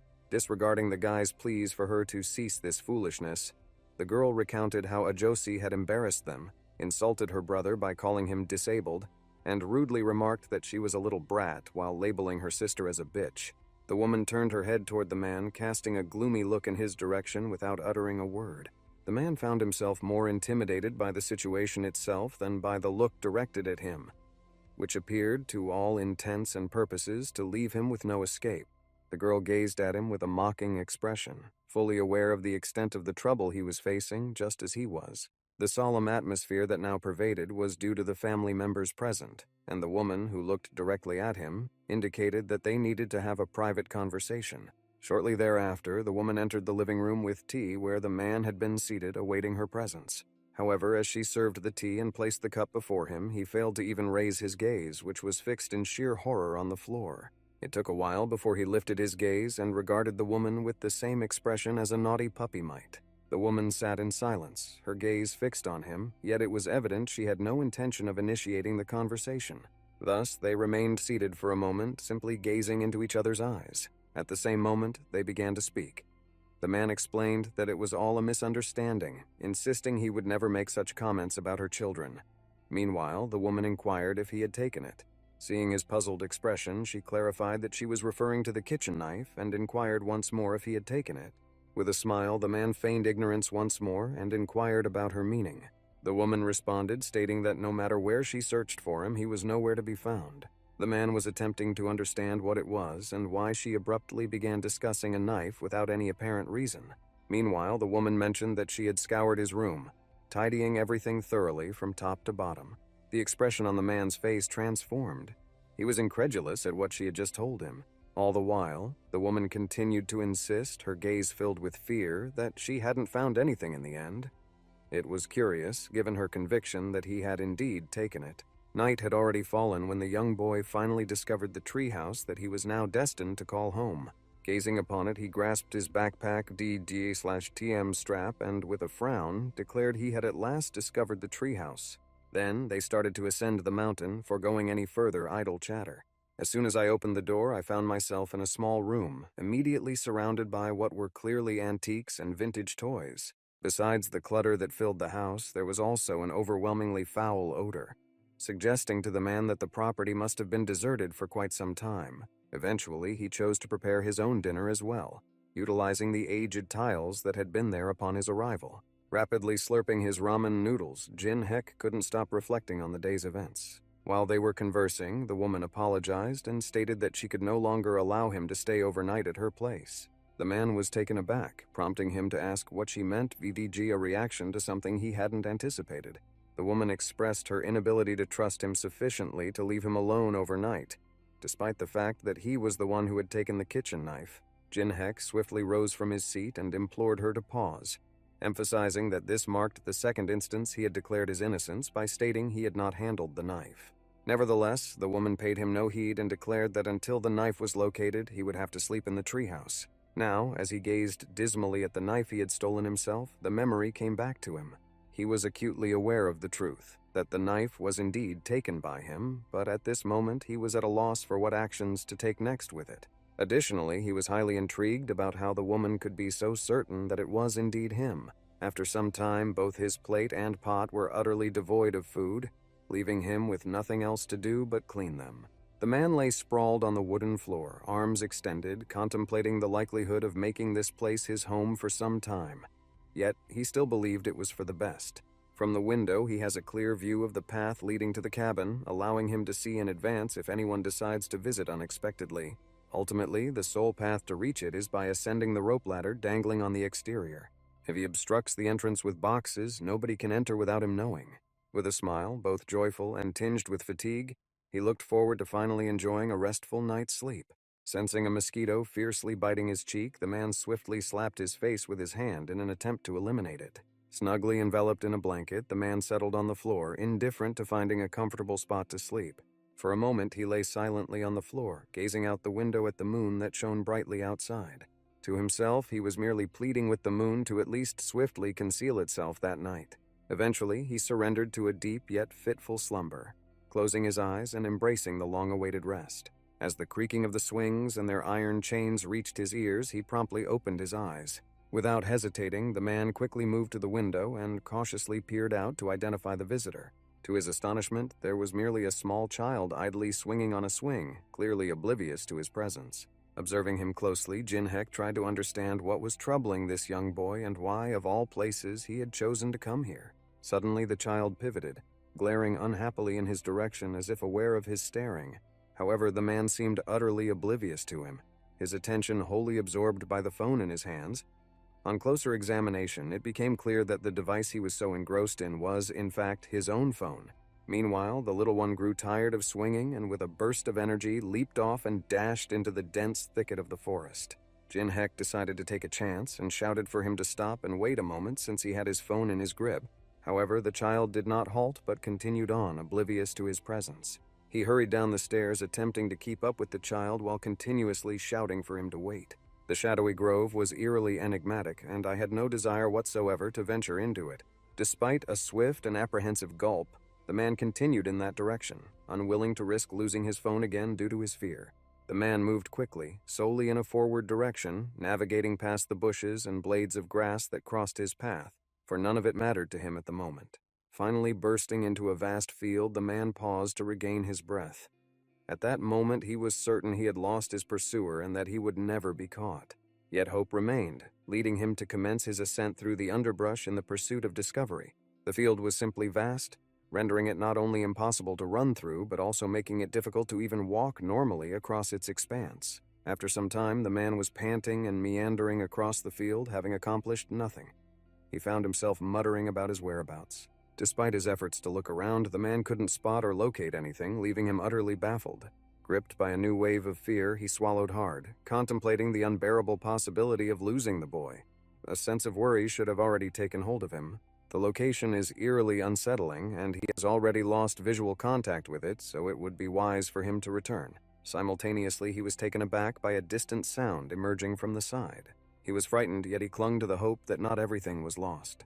He turned in that direction and called out loudly, asking if the child was present, and if so, to come forward. Instantly, he heard a sound to his side, prompting him to turn in that direction. On the opposite side, to his dismay, there was also a sound, almost simultaneous with the previous one.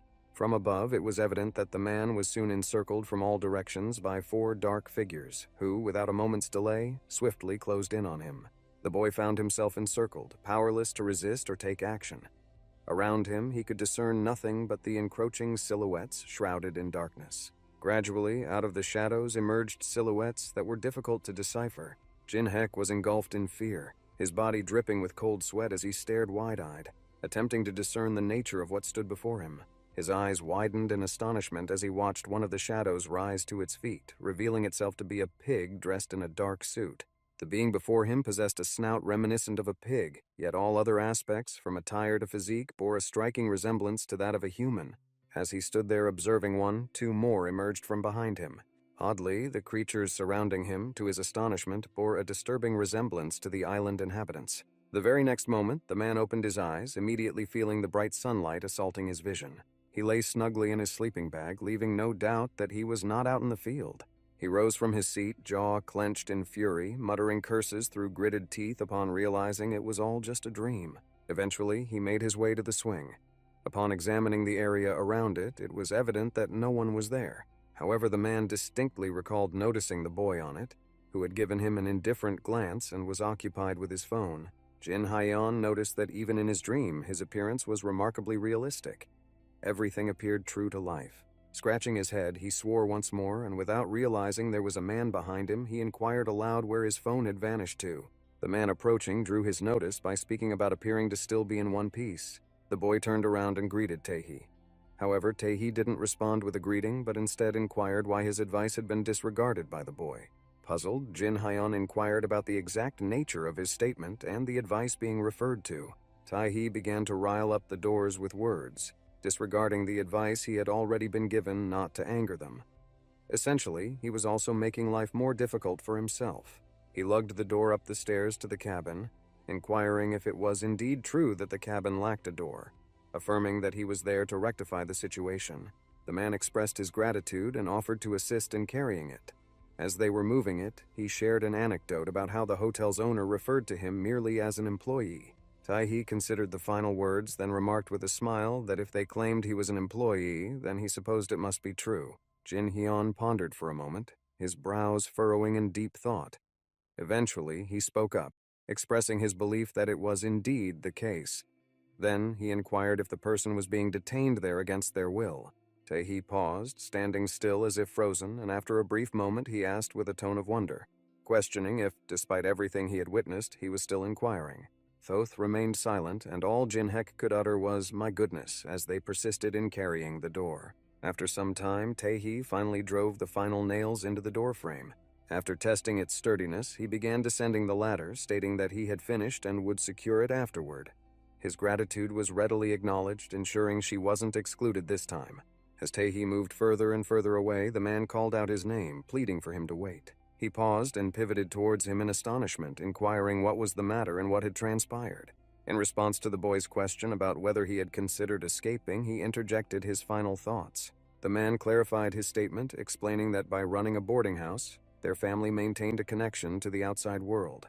Thrilled by the brilliance of his concept, he trembled with excitement, having shared with Tae-hee the idea of hosting visitors occasionally. This implies that they need to utilize the phone or the internet to reserve a room. Naturally, they must possess a boat to reach the island, which they can subsequently utilize. Tae-hee responded to him without showing any emotion and said that he probably did, and regardless, she wished him luck. Seeing him turn and begin to walk away, the man shouted once more, imploring him to wait and questioning why he was acting so cynical. Hearing him ask if he wanted to escape the island, Tae-hee came to a sudden halt, freezing in place with a look of shock and a frown creasing his brow. At that moment, a man approached him and reiterated his previous assertion, stating, "Like I said before, these people are insane. We should help each other escape from here immediately." He continuously exclaimed that his memory failed him, and having misplaced his phone, he couldn't manage alone. Moreover, given their similar circumstances, shouldn't they assist and support one another? Tae-hee maintained her silence, neither confirming nor disputing the man's statements. This infuriated him, compelling him to demand a response. He inquired about what had transpired with him, noting that yesterday he had been extremely communicative and collaborative. Receiving no response, the man clicked his fingers and with a smile suggested that upon the arrival of the new guests, they should actively seek their assistance, and exclaimed that if it were truly a boarding house, their arrival should be imminent. Tae-hee cut him off before he could complete his thoughts on what they could do next. When Tae-hee received no response, he asserted that he indeed was. Shortly before, a few individuals had made their arrival. The man, wearing a joyful smile, inquired if it truly was the case. Tae-hee responded affirmatively, adding, however, that there was one exception. He pointed a finger at his stomach and said, "They must be in there somewhere now." The expression on the boy's face transformed as he grimaced in horror upon hearing the news. Following a brief pause, the man inquired about the specifics of his statement, to which Tae-hee did not respond. Gradually, he mentioned that it was merely lunchtime, yet he felt incredibly exhausted, suggesting it would be best for him to go and have something to eat. Parn was infuriated by his behavior, seized his arm, spun him around to face him, and shouted loudly, demanding him to repeat his words. However, the moment he did, the sleeve of his shirt slid off Taehee's arm, revealing the bluish-yellow needle marks near his elbow. The man was taken aback by the sight before him and merely stood in disbelief, gazing at it, unsure of how to react. Shocked, Taehee quickly withdrew his hand from his arm and slapped it. They remained in silence for a moment, after which Taehee broke the quiet, softly inquiring if he had observed everything around them. The perplexed man asked what was being said, but he still couldn't hear it. Taehee turned towards him, her smile bordering on insanity and her eyes holding a creepy glint, as she inquired if he had witnessed everything. She then labeled him a bastard. Taehee turned towards him, a wild smile playing on his lips and a disturbing glint in his eyes, as he inquired if he had witnessed everything, all the while referring to him disdainfully as a bastard. He was at a loss for words, not anticipating that Taehee would act in such a manner. It was uncharacteristic of the Taehee he was familiar with. This behavior infuriated the man, who clenched his jaw in frustration. Frowning, he inquired why the other was speaking in such a manner. He then asked, with anger in his voice, why he believed he had the right to speak to him in such a manner and call him names. Observing the trembling man, he inquired whether the marks on his arm were from needles, to which the man nodded in affirmation. In the next moment, the man seized him by his clothing, thwarting any attempt he made to break free and escape. The guy lifted Taehee, and while accusing him of being a drug addict with harsh language, he inquired if his earlier statements were indeed truthful. He was questioned about what he meant when he said that these people existed somewhere within him. The boy gazed at him with fear in his eyes, unsure of where to begin or how to explain his words to him. Eventually, they both settled down and proceeded to the treehouse owned by the guy to have a conversation. Scratching his head awkwardly, Taehee expressed his sincere apologies. The man pondered whether the other was merely jesting, even when he recounted how a blow to the back of his head from a mine had rendered him unconscious. He must also demonstrate his value to them. Is it merely a jest, or does it pertain to the visitors deep within him as well? Taehee, who was seated opposite him, sincerely admitted that was indeed the case. He was simply offering an autumn apology because he had been goofing around. Jinhek swiftly closed the distance and began to assail him with punches, inquiring whether it had been a while since he had endured a beating and questioning who would jest in such a manner. This was pointedly critical, given that the recipient of his aggression was someone suffering from amnesia. After hearing his apology, the man inquired if they truly operated a small business at that location. Taehee confirmed that they indeed did. He was deeply intrigued, finding it unusually easy to accept others' words at face value. Jinhek responded immediately with what the other person should have said and looked at him in surprise. With a grin stretching across his face, Taehee slouched down, remarking on the boredom of being stuck in that place. "It's boring as hell," he said, echoing his thoughts out loud. Very few people visit that place to begin with, and those who do are quite eccentric. As a result, he struggles to connect with anyone there. The man made a face of discomfort as he fiddled with his ear and flicked a piece of mucus from his finger. Quickly regaining his composure, he declared that he had the ability to leave the island.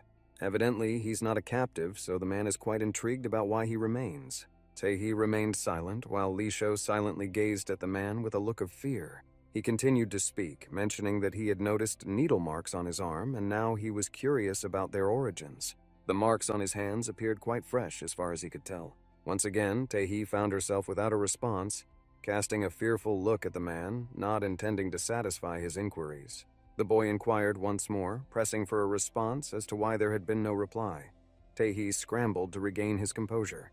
Then, gesturing towards himself, he asked if there wasn't even a slight recognition. Jinhek regarded him with surprise, uncertain of his meaning once more. The man remained quiet for a moment, attempting to comprehend the topic of conversation. Then he inquired how the other even knew of him. Taehee released a sad sigh and inquired if it was because he was gaining weight. Scratching his head and not waiting for a response, he mentioned thinking he was quite famous. However, he admitted that perhaps things weren't exactly as he had believed. The man remained silent, attempting to understand both his desires and the nature of their conversation. Taehee rose to his feet and solemnly started to execute a series of motions involving his arms, torso, and legs. The man stared at him throughout, both bewildered and amazed, as though he were in the throes of convulsions. After concluding his dance attempts, the man wearing a plaid robe pointed to himself and declared that he was, in fact, an idol. Gazing directly into the man's eyes, he declared himself to be a celebrity, identifying himself as Jin Taehee, the former national star and singer. Throughout the entire encounter, the man remained silent, attempting to decipher the actions and intentions of the individual before him, wondering whether he was being deceived. But from what he recalled, from his memories in the restaurant, something similar had indeed been aired on television. The news anchor discussed how Artist G encountered a drug distributor at a boat party last year, leading to his addiction. Subsequently, he disappeared. He also reminisced about the moment when, in a mix of anger and scorn, the host switched off the TV, remarking on the nation's madness. He commented on how these contemptible entertainers treat drugs as if they were trophies for bravery or skill. He voiced his frustration over not encountering a single piece of uplifting news recently, mentioning how it only served to dampen his spirits. Gradually, the realization of what had transpired began to settle upon him. He had just recalled a fragment of something he had previously forgotten.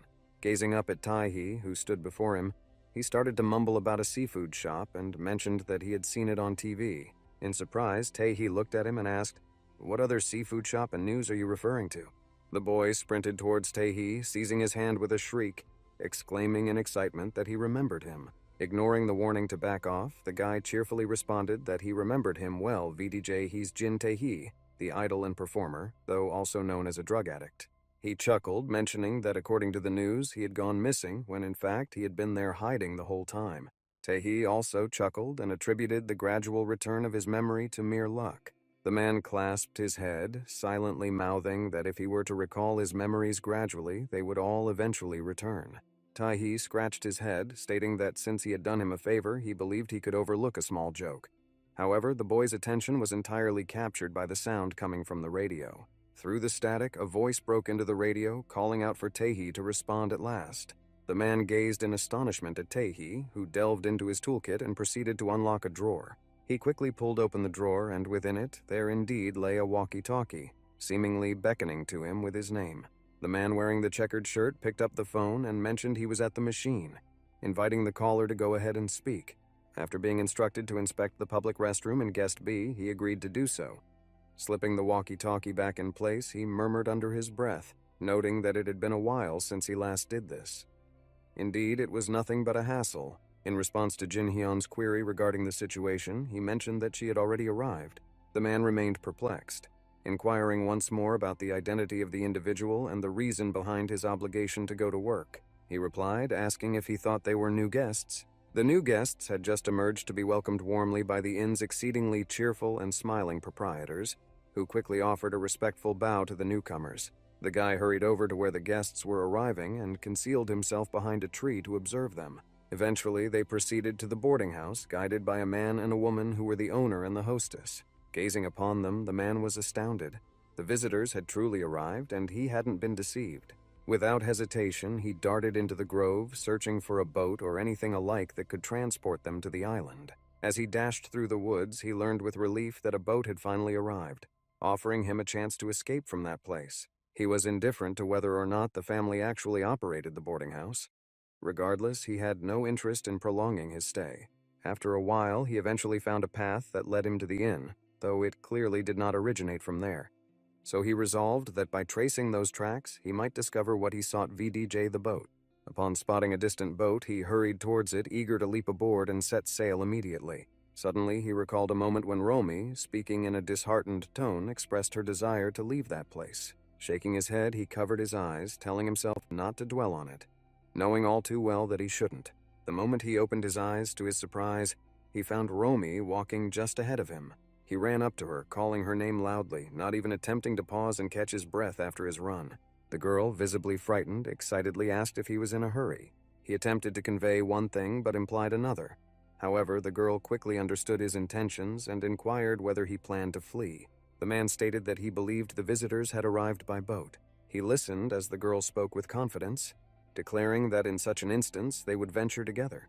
Surprised, the boy gazed at her. In a moment, Romy quickly moved closer to the boy. Staring directly into his eyes with a sorrowful expression, she pleaded with him to allow her. He considered what she had said, finding it hard to truly believe her words about family. Yet he was unable to offer any assistance. So I inquired whether it was indeed factual that they were bullying her and if what she claimed held truth. The girl paused, appearing to be at a loss for words. Meanwhile, Jin Heck brought to her attention the book she had seemingly left behind intentionally for him to notice, and then inquired about her reasons for doing so. After a moment of reflection, the girl's expression darkened, and in response to the initial question, she revealed that they were not her true family. Soon they found themselves sprinting along the shore in search of a vessel that would carry them across the ocean. Turning toward Romy, the breathless man inquired if she was all right, to which she responded that she was fine and capable of managing the situation. Seeing that she was already stumbling, the man reached out his hand to her and she extended hers in response. Eventually, they clasped hands and ran together, holding on to each other. The man was pulling Romy along, assuring her that she would reveal everything once they left the island. And now they needed to distance themselves from this cursed place as swiftly as they could. Eventually, they arrived at the wharf, both the guy and the girl panting yet continuing on their way. Jin-Hek halted abruptly, his eyes widening in surprise at the sight before him. Indeed, the boat he had been searching for was there, but accompanying it was something entirely outside of his plans. Minyu, who was on guard, unfortunately failed to notice their approach. They took cover behind some rocks just in time, while the man swore at Mina, who was present. Suddenly, the girl made a comment that caught him off guard, prompting Jin-Hek to ask her, astonished, "What did you say?" He turned his head towards her and inquired if she was certain she would be all right. Romy responded by stating that should anything go awry, he would be forced to make his escape solo. As she departed, she implored him to promise that he would return for her by any means necessary. Advancing, she lifted her hand and called out to Mina, beckoning him to come closer as she had something she wanted to show him. Gradually, Minyu rose from the seat in the boat where he had been seated. As he approached Romy, he inquired why she had come and warned her that she'd face consequences if her father discovered her presence. Romy responded emphatically that she didn't plan to stay long in any case. Rummaging through her purse, she retrieved a lipstick and started to apply it to her lips. Then, with a bright smile, she inquired whether he had noticed. "This is the lipstick my dad bought me recently. It's the newest trend in fashion," she explained. Minyu remained silent, gazing at her with a look of unhappiness. Observing her flaunting demeanor, he attempted to compliment her lipstick and make a remark about it, but his attempt didn't quite hit the mark. Glancing at the man standing behind her brother, she laughed, then remarked that he was in actuality quite dull. Meanwhile, Jin-Hek silently approached from behind and swung a rock towards Mina. However, it appeared as though the mine had anticipated his movements, turning around and capturing his hand mere centimeters from his head. Feeling his arm squeezed forcefully, the man let out a growl of pain, unaware of what was happening behind him. With a gloomy gaze, Minyu inquired about the true purpose behind the man's desire for the stone. And then, grabbing him by the arm, they caused him to lose balance while their other hand swung in for a punch. He struck him in the neck, then tightly grasped his throat, forcefully choking and restraining him.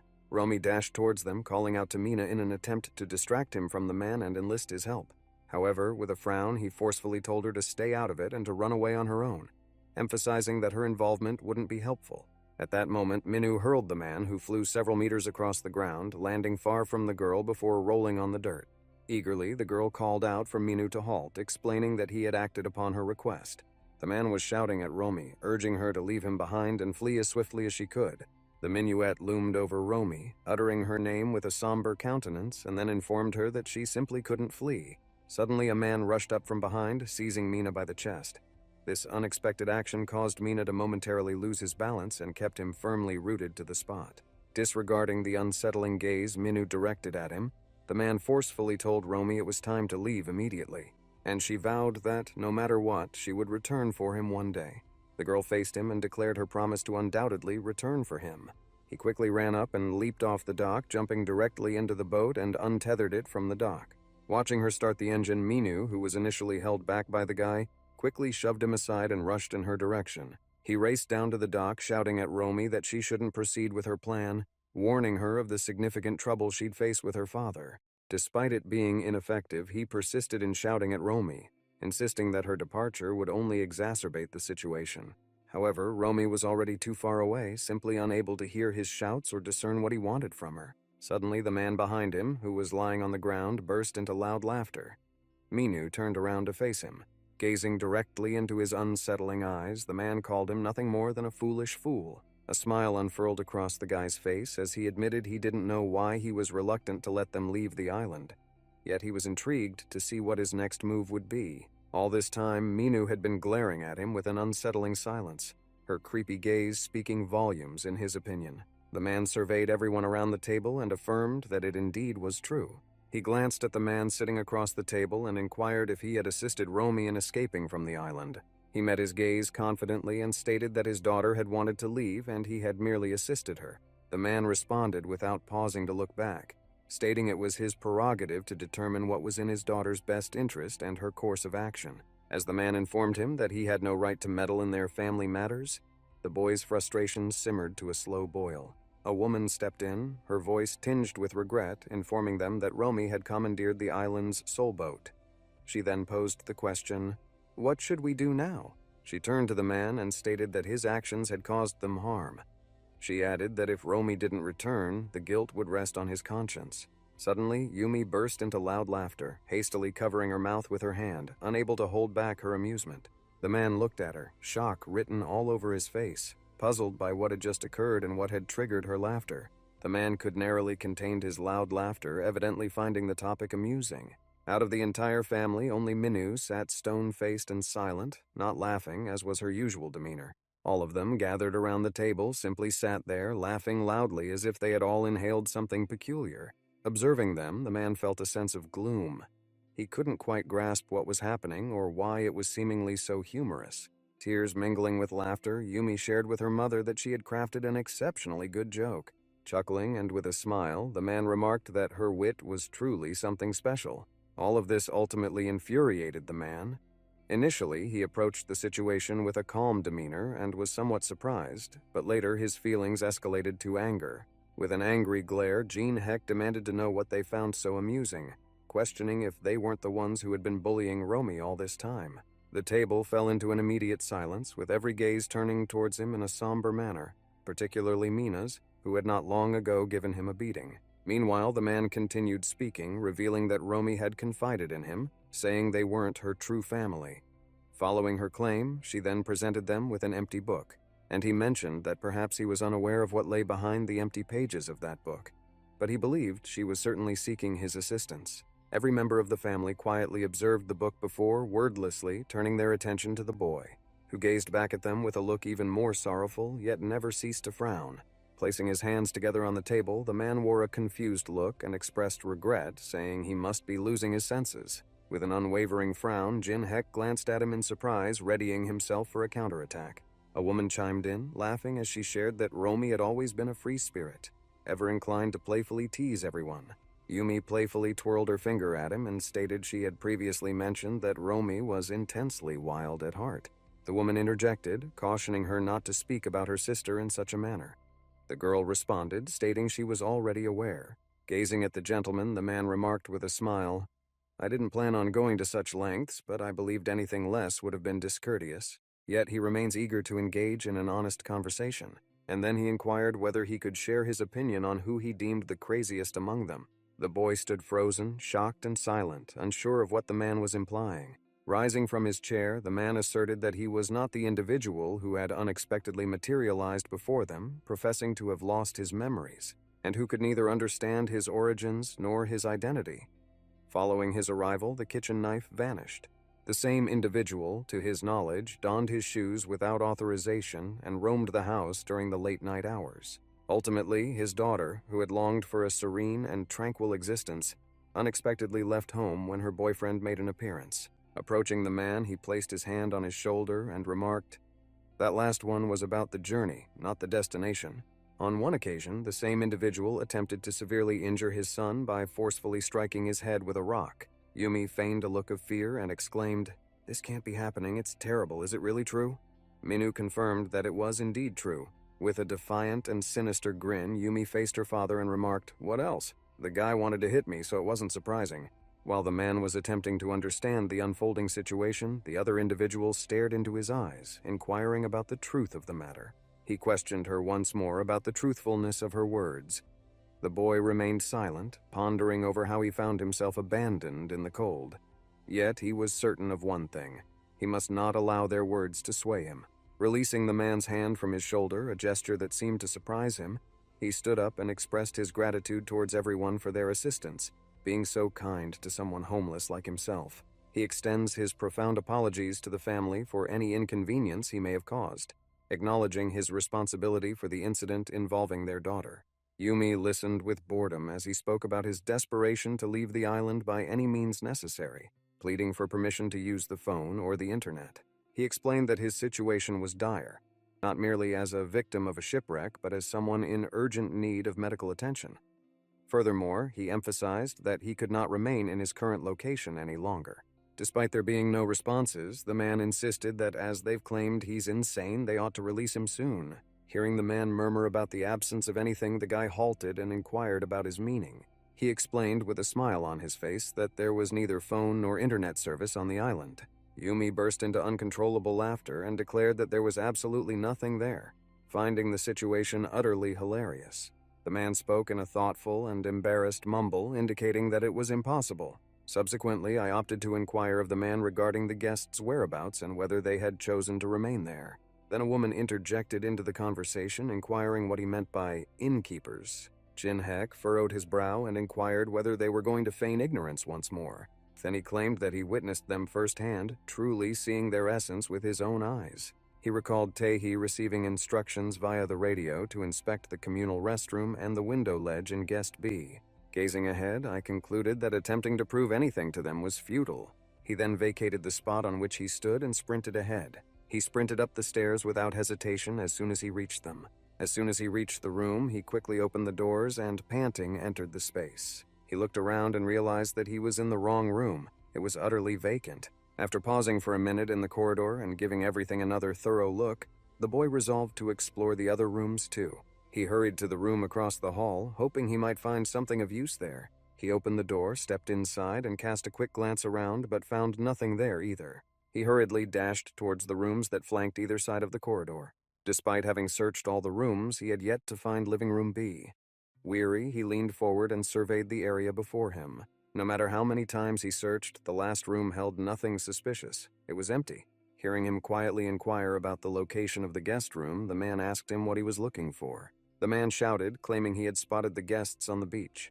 He seized another by his clothing, urgently inquiring about the whereabouts of guest B. With an expression of boredom, the girl remarked that she believed the guy was crazy, adding that they do not assign names to their guest rooms. Upon hearing this, the man looked at the woman in disbelief, failing to comprehend the words she had just uttered. Upon hearing a voice from outside reciting lines from books, the boy released his hold on the man. Minyu read aloud, an intelligent expression marking his face from a book that appeared completely blank to the observer. The man continued to stare at him, visibly shocked, unable to comprehend what he saw or what he was reading. Meanwhile, after finishing her reading, Minyu said, "It's Seabreeze, Romi's favorite book." Minyu extended the opened book, positioning it directly in front of the guy's eyes to ensure he could see everything clearly. Gazing into his eyes with a somber expression, he declared that the book was, in fact, not empty. The man with the wildly intense gaze absorbed the words, telling him he was a lunatic, blind and oblivious to what was plainly apparent. The guy laughed, gesturing towards Mina, and remarked that he must indeed have special needs, given his surprising ability to read a book so well and his unique way of speaking. Grabbing the book from his grasp, he presented it to the others, questioning if he was indeed suggesting that he was the one who had lost his sanity. With a furrowed brow, he inquired whether it was truly his intention to declare that the book was not blank.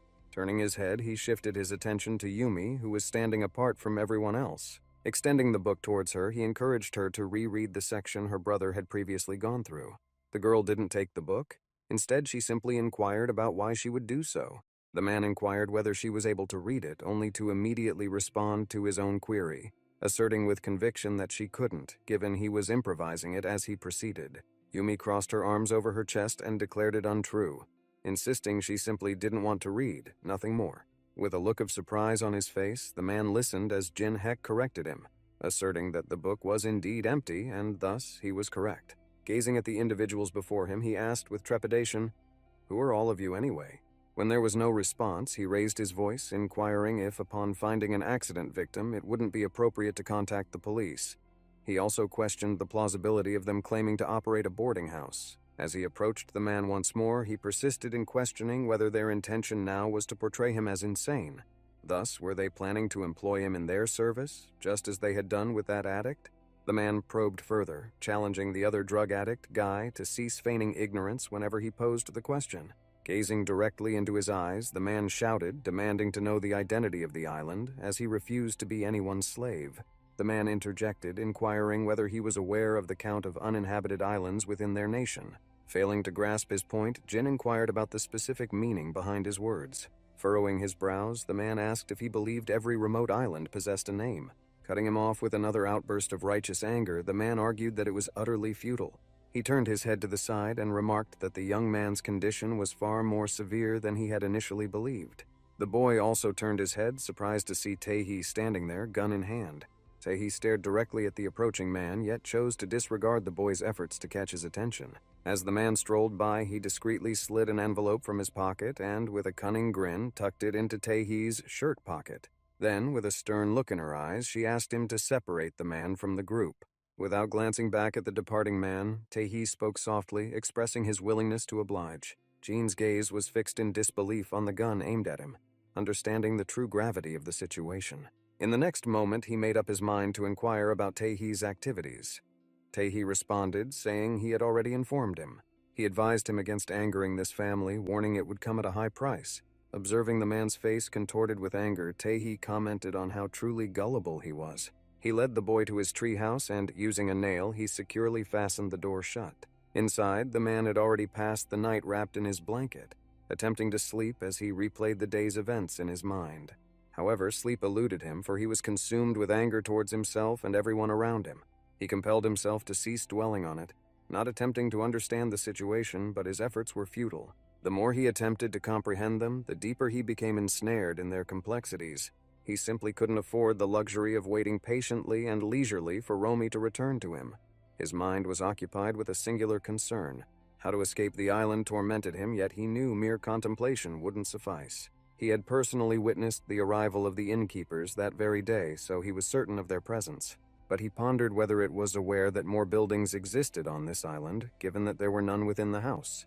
Alternatively, it's possible that this family is concealing something else beneath the primary structure. He rose from his resting spot and began sifting through the old items stored there. Throughout the ordeal, his mind was fixated on finding an object to unlock the door. Escaping was imperative if he was to rendezvous with those awaiting him. Extracting the pipe, he remarked that it appeared to be a significant amount, internally considering that those individuals were likely in jeopardy. Suddenly, his eyes were drawn to a box of darts that appeared almost new, judging by their condition. He instantly let go of the pipe he had in his hand and moved toward her. Holding the board, he started inspecting it, noting the numerous signs of wear on its central area. Flipping it over, he discovered a card affixed with adhesive composed of pixels, identical to the ones he had previously encountered in the mail. His eyes widened in shock. He hadn't anticipated witnessing something like this once more. Swiftly removing the paper, he started to examine it, but the pixels yielded no clarity. Then, the man chose to flip it around as well, in hopes of discovering something different. On the reverse side, he found the number 9. Gazing at her in utter bewilderment, the feather voiced its thoughts into the void of the room, pondering emphatically what on earth was going on. Upon hearing some noises outdoors, he lifted his head and peered out the window. The sounds persisted, and it appeared they were emanating from the swings in motion. As soon as he approached and peered out the window, he spotted the boy with his cell phone sitting on the swing. Observing him, the man believed it must be yet another dream. However, upon closer inspection, I recognized that this time it was undeniably not a dream. Everything was palpably real. He tapped on the window and began summoning the boy, who remained unresponsive to his calls. Despite this, with a friendly smile, the man asked if he could come up and unlock the door, explaining that he also lived there. He spoke about being confined by his family due to a misunderstanding. However, he emphasized that he is not at all a bad individual. Regarding the phone, he is under the impression that he has picked up his own phone. Thus, he desires its return. Alternatively, the boy might be interested in exchanging it for something else. The boy remained silent, simply rising from the swing and making his way back to the grove. He raised his voice once more, insisting that this time he wouldn't allow him to leave.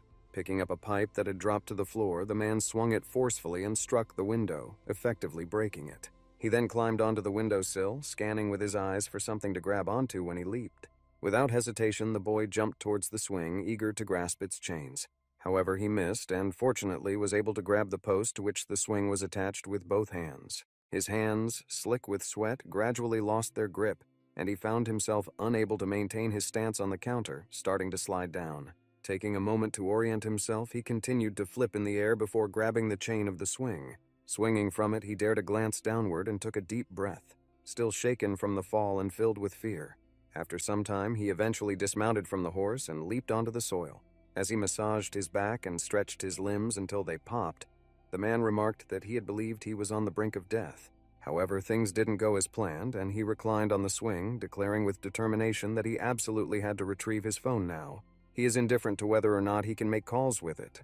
For him, the true value of that phone lies in its ability to help him remember his true identity. No sooner had he moved further away from the swing than a peculiar white smoke started to accumulate around it. Gradually, the entire space around was enveloped, and something gray materialized on the swing itself. Yet the imprint of the guy's hand remained undisturbed. The man sprinted through the grove, following the trail left by the boy, continuing his search. Even though he was long gone, the guy still hadn't given up hope of finding something. He sprinted, exerting every ounce of his strength and then some, because it was crucial that he wrest the phone from his mom's grasp at that moment. Finally, he returned to the exact field he had seen in his dream the previous night. He halted, surveying his surroundings, soaked in perspiration. Hearing a sound ahead, he instantly turned towards it. Just a few meters ahead of him was the very boy he had been pursuing. As though aware of his presence, the Malik halted, ceasing to walk further. The man, wearing a smile, started navigating through patches of grass and called out, suggesting they stop the playful antics and return his phone to him. When the boy remained silent, he suggested that he was indeed a good boy, confident in his belief that the boy was not a bad person at all. As he approached him, he conveyed that all he required was for him to hand over his phone, and upon doing so, he would cease to bother him. The boy glanced at his hand and eerily pronounced the word phone, each syllable distinctly enunciated. To the man's astonishment and dismay, he stated that he couldn't return it and continued on his path. Confused, the man inquired what the other meant and what the subject of conversation was. In a disconcerting tone, the boy insisted he couldn't return the phone as he had never possessed it to begin with. These words caused the man to freeze in surprise. He couldn't comprehend why he was saying that, despite the fact that he could see him clearly. He looked at it and asked what it was meant to be, as he claimed he had never seen it before, despite fidgeting with it. In the next instant, he sensed the presence of another's breath on his back. Someone was undoubtedly there. Glancing back and lifting his gaze, he beheld enormous pigs that had emerged from places unknown overhead, and numerous heads of these pigs were turning in his direction. Without uttering a single word, the man continued to gaze at them, his mind having already drifted away from the boy and the phone. The pigs approached the boy with loud crunching sounds, eyeing him intently as if they could sense his fear. As soon as one approached him closely, the man shielded his eyes, resigned to his fate. Yet the creature merely sniffed him. He remained with his eyes shut for a moment, as though anticipating something. Yet when nothing unfolded, he gradually opened them. As soon as his eyes fully opened, he was struck with such surprise that both his eyes and mouth widened instantly. He was utterly alone in the field, with neither a boy nor pigs in sight around him. Lifting his gaze, he spoke with a frantic tone, saying that judging by everything happening to him, he was actually schizophrenic. Sometime later, he made his way back to his cabin and ascended the stairs, where the doors were secured with nails in place of locks. He gradually opened each one, little by little, creating a passage for himself to come and go. He pushed the door open and collapsed inside, wearily, without even bothering to remove his shoes. The look on his face was indescribable. He had utterly lost all comprehension. Suddenly, his gaze landed on a shattered pipe on the floor with something protruding from it. Without hesitation, he lifted it from the ground and drew forth a piece of paper that had not been present previously. He unfolded it, once more observing a pixelated picture that differed from the ones he already possessed. He turned it back and was surprised to see a number there. This time it was the number 3. At that very moment, the guy burst into laughter. The entire situation was utterly absurd. Gazing upwards at the ceiling, he pondered whether this situation was a jest, questioning if things had escalated beyond what was reasonable. Suddenly, he raised his voice, demanding to know who was responsible for this and which individual thought it amusing to play such a prank on him. As he flung the door open, he raised his voice, demanding that the scoundrel reveal himself, insisting he cease fooling around and step forward. Suddenly, he ceased speaking and started to reminisce about the past, a picture gradually emerging in his mind. He recalled his conversation with Taehi and observed the needle marks, which seemed suspiciously new. He also recalled the small envelope the man had slipped into Taehi's shirt pocket. Then, with a wild look in her eyes, she instructed Taehi to keep the man isolated. It now seemed to dawn on him that perhaps it was all simply a consequence of the drugs. Moreover, it seems that they had laced his food with drugs, which is deeply troubling. After some time, he resolved to understand the significance of these numerically labeled images, so he spread them out before him for closer examination. With a contemplative look, he recited the numbers 593 in that exact sequence over and over again. He picked up one of the papers, frowned, and although he wasn't sure what it was, he felt it had to mean something. Perhaps it was a kind of mosaic or similar. Or perhaps it's a picture merely viewed at a greater magnification. The man lingered, attempting to untangle the mystery before him. However, failing to grasp any revelation, he swore audibly in frustration and abandoned the thought. He continued his search after a brief pause, making an effort not to dwell on any thoughts. Ultimately, it seems illogical. Nevertheless, it might all simply be the result of hallucinations. Peering through the binoculars, he realized that his next priority was to focus on making his escape. He aimed his binoculars squarely at the boarding house, which he deemed the epicenter of malevolence, as close as one could possibly get. After some time, he positioned himself opposite the knife and the pipe, attempting to discern through complex logical deductions which of the two he should choose. Carrying a knife was risky and bold, as he could encounter a member of the household. Taking the pipe in hand, he promptly made his way to the exit. Casting one final glance around the room, he closed the doors behind him. The knife lay abandoned on the floor, directly in front of the entrance door. Sneaking between the trees, the boy edged closer to the house, making every effort to remain as quiet as possible. He adjusted himself into a comfortable position, took out a pair of binoculars, and looked at the house through them. He observed that the upper windows were all shut and there were no lights on in any of them. Through the office window, a man was visible, meticulously cleaning his gun with a cloth. Observing him tenderly cleaning it and inspecting it closely, the man asked with a vacant expression what kind of lunatic he was, given that his conspicuous devoutness had no real value. After reaching his limit and becoming aware of his actions, he redirected his attention towards the windows of the other houses where the lights remained illuminated. Nearly all the windows opened onto vacant rooms, yet here he stumbled upon Yumi's room. Gazing at her, he remarked that she was merely a child whose upbringing had been overlooked. Yet he pondered her presence there. From all appearances, it clearly wasn't for lessons. The girl seated at the table meticulously plucked off, one after another, the legs of the beetle cradled in her hands. Then, gripping his nose, she held him in place, observing his squirms with a smile. The man gazed at her, shocked, unable to comprehend the reason behind such cruelty towards the insect. In a swift movement, the girl casually detached the bug's head, seemingly indifferent to the fluids that spilled from its body. Unable to bear the sight of the repulsive image, the boy swiftly turned aside and shielded his eyes. Gazing at the girl's window, he mused to himself that she was unquestionably mad. After pausing briefly to catch his breath, he lifted the binoculars once more and resumed observing the girl in her room.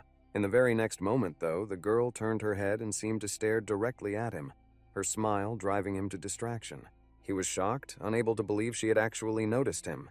Yumi lingered in contemplation, gazing into the night beyond the window before her, then resumed her previous activity. Sheltered behind the rocks, the man paused to catch his breath and thought it was improbable, but realized the little one was truly audacious. Hearing the door open the next moment, the guy quickly turned the binoculars in that direction. There, illuminated by the light emanating from the house, the silhouette of Minu could be seen, carrying something in his hands. The man glanced at him and remarked that he was merely a thoughtless fool, expressing keen interest in where he was headed this time. Suddenly his gaze landed on a sack brimming with meat and sausage. He surmised they were likely preparing for a barbecue. With a smile full of anticipation, he expressed that everything had become clear to him and he was certain about his destination. Unaware, Minu strolled down the alley, oblivious to the fact that the man was there and had spotted him.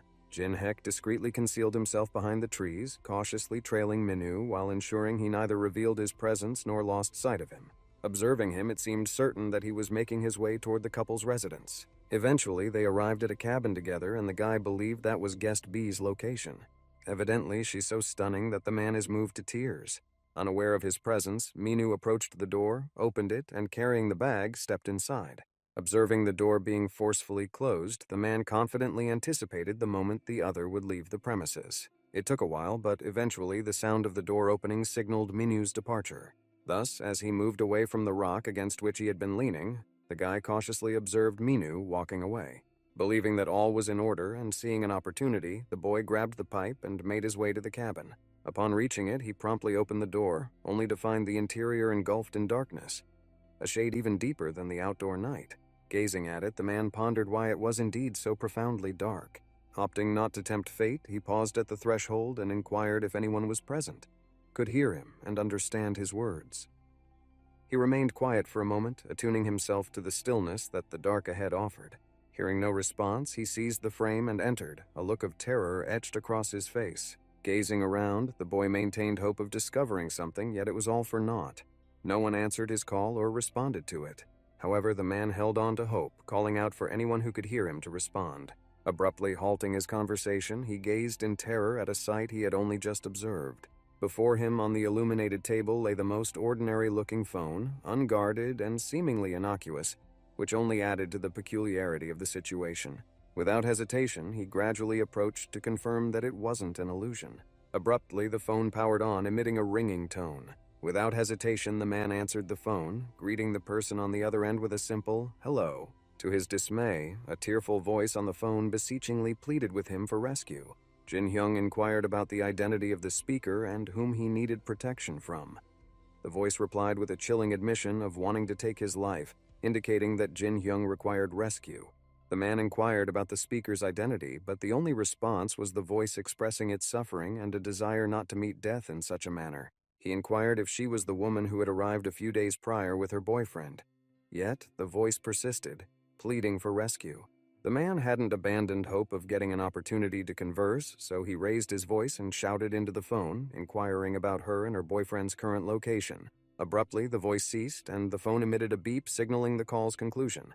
The man stared at his device and muttered, "What the hell?" For a moment, the man peered at the phone apprehensively, as though debating whether to use it. However, I later changed my mind, realizing I wasn't, and began to swiftly dial numbers on it to place a call. After dialing the number, he pressed the phone to his ear and listened to the tones. A moment later, to his delight and astonishment, the sound of the phone being picked up filled the air. The man inquired whether they were the police and expressed his need for assistance, explaining that he was stranded on an island with no means of escape. A voice on the phone inquired about the island's name and its location.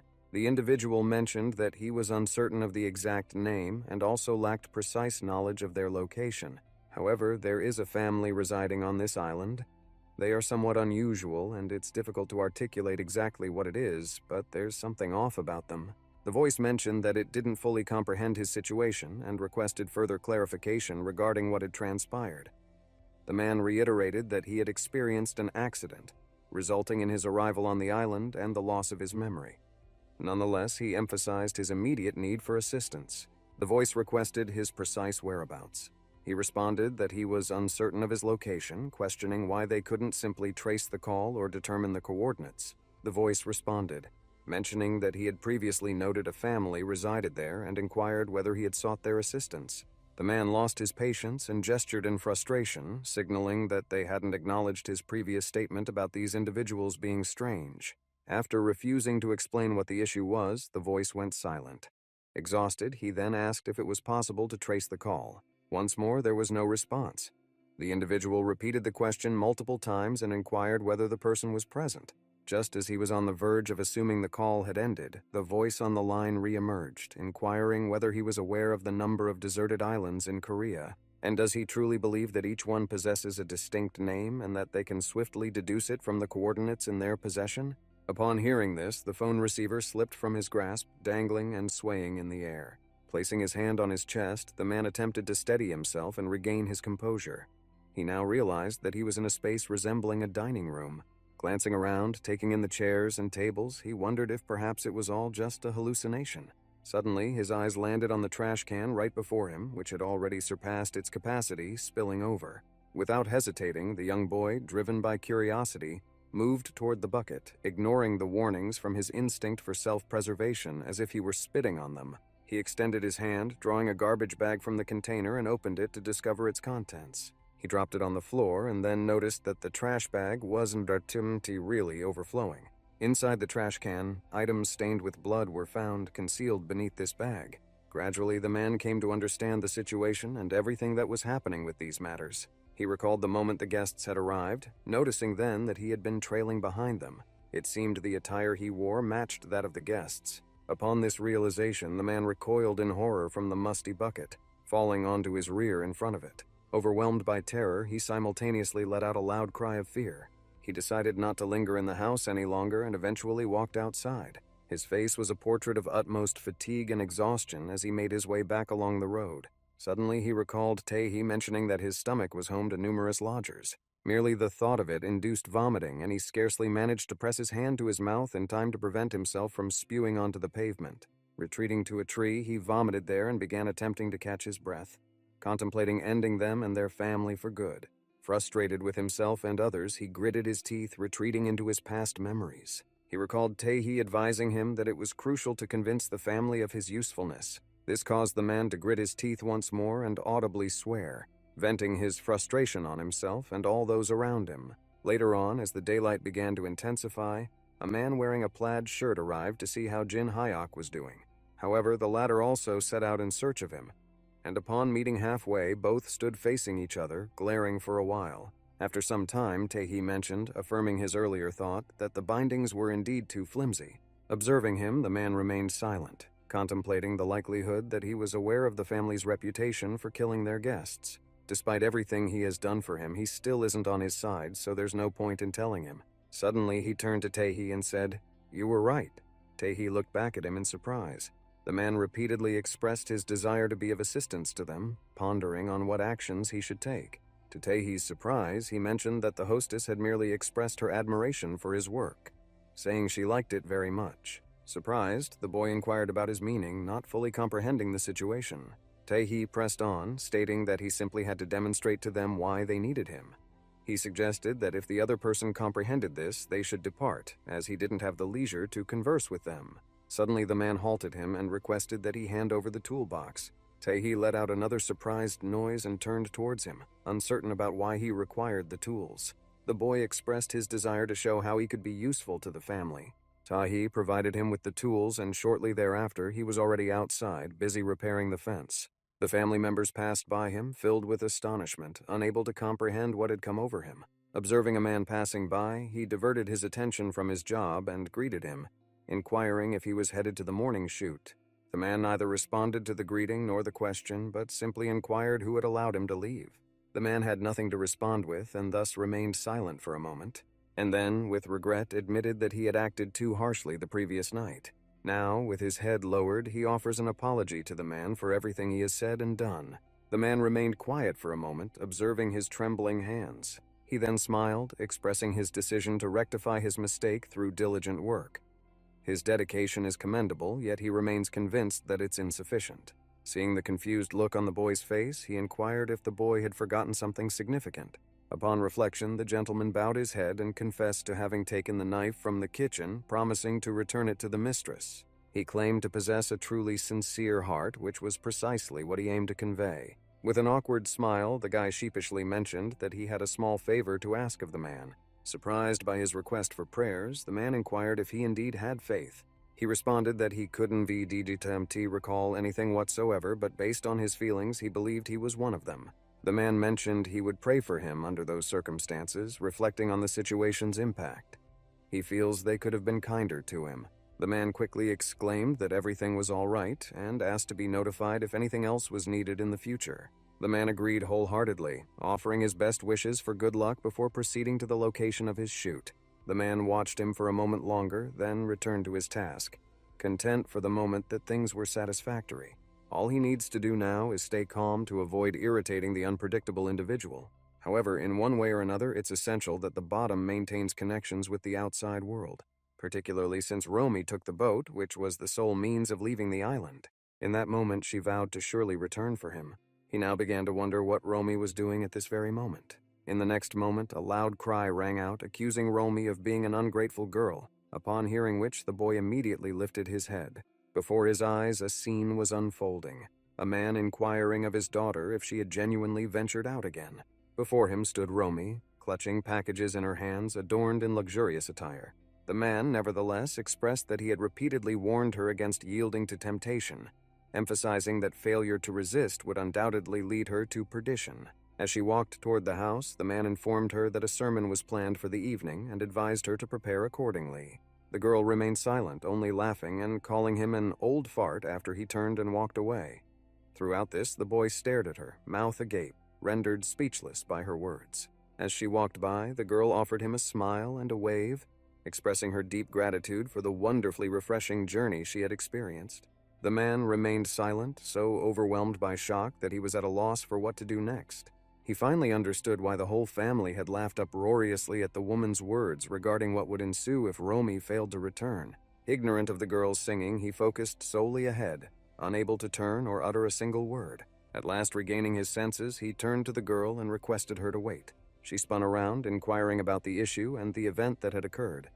In response, the man questioned her about her own experience. However, her desire to leave the island remained unchanged. He was infuriated when he questioned if the actual reason was merely to linger at the spot. Suddenly, a few drops of saliva shot out of the guy's mouth and flew directly at the girl. She was taken aback by his behavior as it landed on her glasses. After a brief wait, she removed them to clean off the unpleasant liquid and respond to the man. After wiping them, she closed her eyes briefly and then asked, "What else?" She lifted her head grimly and met his gaze directly. And then, to his astonishment, she calmly stated that she had also gone shopping, among other pursuits. The man was confused by her point, and with a puzzled expression, he inquired about what she meant. The girl delved into her bag, retrieving an item enclosed in a wrapper, which she promptly extended towards him, noting it was intended for him. The man took the box and found himself at a loss for words in response to her gesture of remembering him and deciding to purchase something for him as well. Having expressed everything she intended to, the girl felt no need to respond to his inquiries and made her way towards her home. As though a memory had suddenly surfaced, she paused midway and mentioned that there was something more. The man gazed at her perplexed, unclear about what she sought since she had already provided an answer. Without turning to face him, the girl warned him not to dare raise his voice at her again. Upon hearing her say that he would otherwise be punished, the boy grew gloomy and retreated into his memories. He recalled finding the blood-stained clothes in the container and the fear that had gripped him upon witnessing such a sight. Disregarding his condition, the girl inquired whether he comprehended everything. He paused for a moment, considering how best to reply without further angering her. Then he responded, "Yes, ma'am."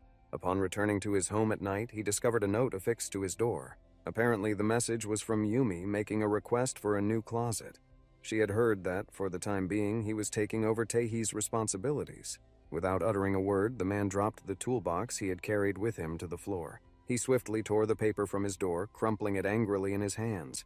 With a fierce tone, he declared that those bastards should just wait. He would escape and ensure they ended up behind bars. Casting the crumpled paper to the ground, he leaned forward, resting his head on his knees as he attempted to catch his breath, overwhelmed by the surge of emotions. The unfairness of the situation brought him to tears as he pondered how he had found himself in this terrible predicament. He turned his head and noticed the very gift that the girl had given him. He vividly recalled her words as she departed on her journey, promising him that she would return for him. She was cunning and untrustworthy, while he was naive to have believed in her. He eagerly took the gift from her, starting to rip open the wrapping as he inquired about what she had actually purchased. When he unwrapped the package, he discovered a plain box devoid of any inscriptions and casually tossed it aside. Unwrapping the most significant item enclosed, a bottle of herbicide was revealed. However, the gift did not bring him pleasure at all. Instead, it only served to sadden him, rendering the whole situation rather absurd to him. Thus, gazing upon the bottle, he burst into loud laughter, tears streaming down his face. Occasionally, a loud burst of laughter would emanate from the cabin, echoing throughout the surrounding area. Resting his forehead against the bottle, the man continued to laugh, incredulously stating that he couldn't believe he'd been handed a weed killer. Suddenly, he ceased his laughter, furiously hurled the bottle across to the far corner of the cabin, and loudly uttered a curse. And then again, overwhelmed with anger, he screamed, accusing her of wanting him to drink it and meet his demise. He remained on his knees, tears streaming down his face as he gazed at the spilled bottle of herbicide on the floor. Suddenly, he halted his tears and thought perhaps he had been too hasty in verbally judging her actions. What if her intention was entirely different and she had a specific reason for giving him the bottle? The unsettling thoughts that crossed his mind caused a cold sweat to break out across his back and trickle down his neck. His face twisted into a shocked frown as he visualized this scene. A photograph showing his deceased family members, whom he reportedly had to kill using these herbicides. The somber mood pervaded even his thoughts, with the imagery of corpses sharing his table casting a pall of tension over him. Ultimately, he remained, terrified by all that had transpired, while Romy embraced him, her smile tinged with a sinister edge. While embracing him, she glanced at the table and reassured him that he had truly accomplished a commendable job. For some time, the man remained deep in thought, absently poking at the wall in front of him before finally raising his gaze. He gazed at the immense pig, a creation of his imagination that had materialized seemingly from nothing directly before him. He rummaged through a box of old artifacts, stating that she must have been among those items at some point. The moment he discovered something he could handle delicately, his smile turned sinister. filled with anticipation of his next actions. Now, all that remained for him was to quietly enter the kitchen and utilize this object to incorporate that secret ingredient into the meal for the entire family. With confidence, the boy raised his hand and knocked loudly on the wooden door before him. He silently observed as the door gradually creaked open, revealing a slim gap of darkness. Then a woman appeared at the door, gazing at the man with astonishment. She remarked that it seemed to be him arriving. After a moment's hesitation, the man extended his hand towards the woman, offering her a knife. It was meticulously wrapped in bandages, and with a sense of relief, he informed her that this was the kitchen knife she had misplaced, and he was merely returning it. The man bowed deeply, apologizing profusely, and exclaimed that he must have lost his senses. The woman gazed at him in silence, the knife still gripped firmly in her hands. His actions were truly unforeseen. After pausing for a moment, the woman expressed that she viewed it as a result of the trauma from the accident. She hoped such an incident would not recur in the future. Upon hearing his earnest apology, the woman pivoted and retreated into the home. The man raised his voice, inquiring whether she was headed towards the kitchen. The woman, surprised, turned in his direction and confirmed that it was indeed so. The boy exclaimed quietly, adopting a veil of sincerity. He smiled and expressed his willingness to assist, asking if there was any way he could be of help to her. After some time, the woman, donning gloves, started to efficiently clean the fish by swiftly removing its head and innards. At that moment, the man was also engaged in cleaning fish. He momentarily considered how meticulous and challenging the task is, and found it remarkable that she undertakes this arduous task by herself every single time.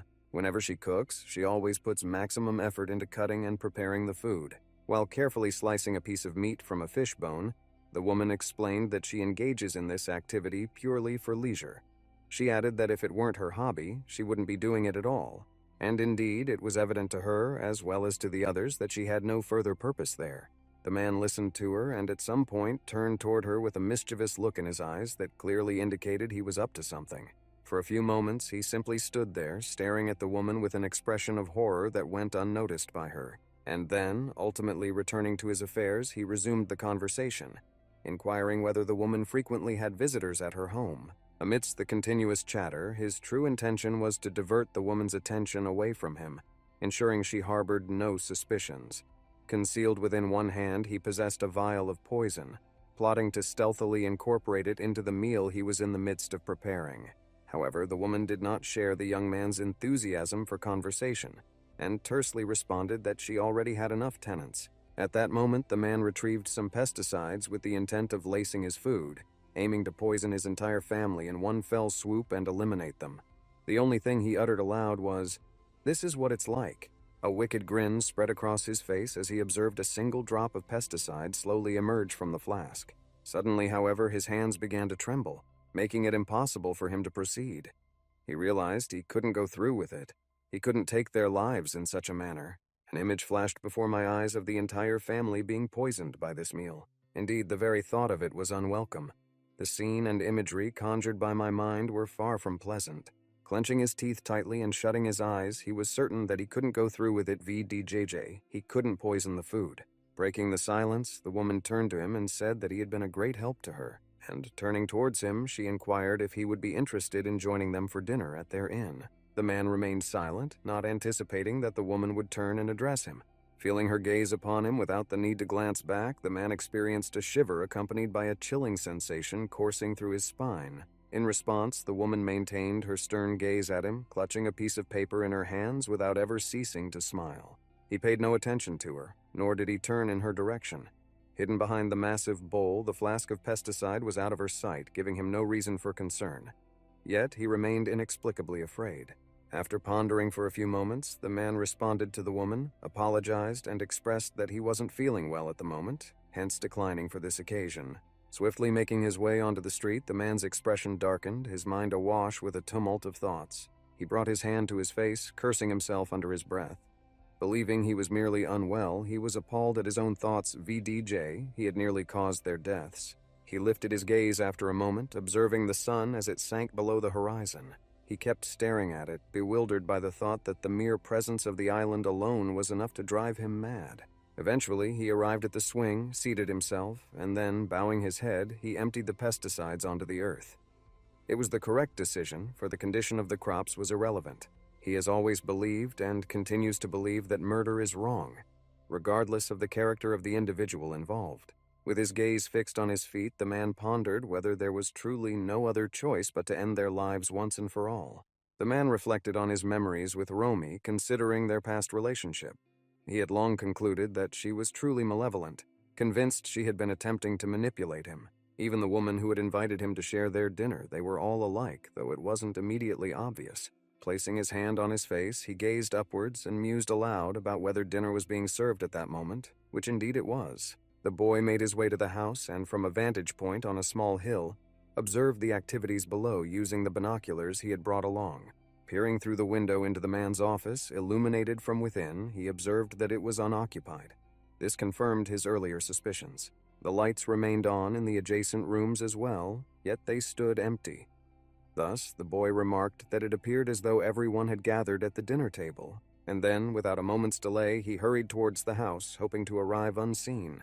As he approached the house, he meticulously made his way along the walls, ensuring his head remained low while casting occasional glances toward the front door. Finally arriving at his desired location, the boy raised his unadorned head and gazed upward, exuding a quiet confidence. Eventually, he mastered ascending the stairs and managed to open the office window single-handedly. Observing that the office was unoccupied, the man swiftly entered through the window and made his way inside without any hesitation.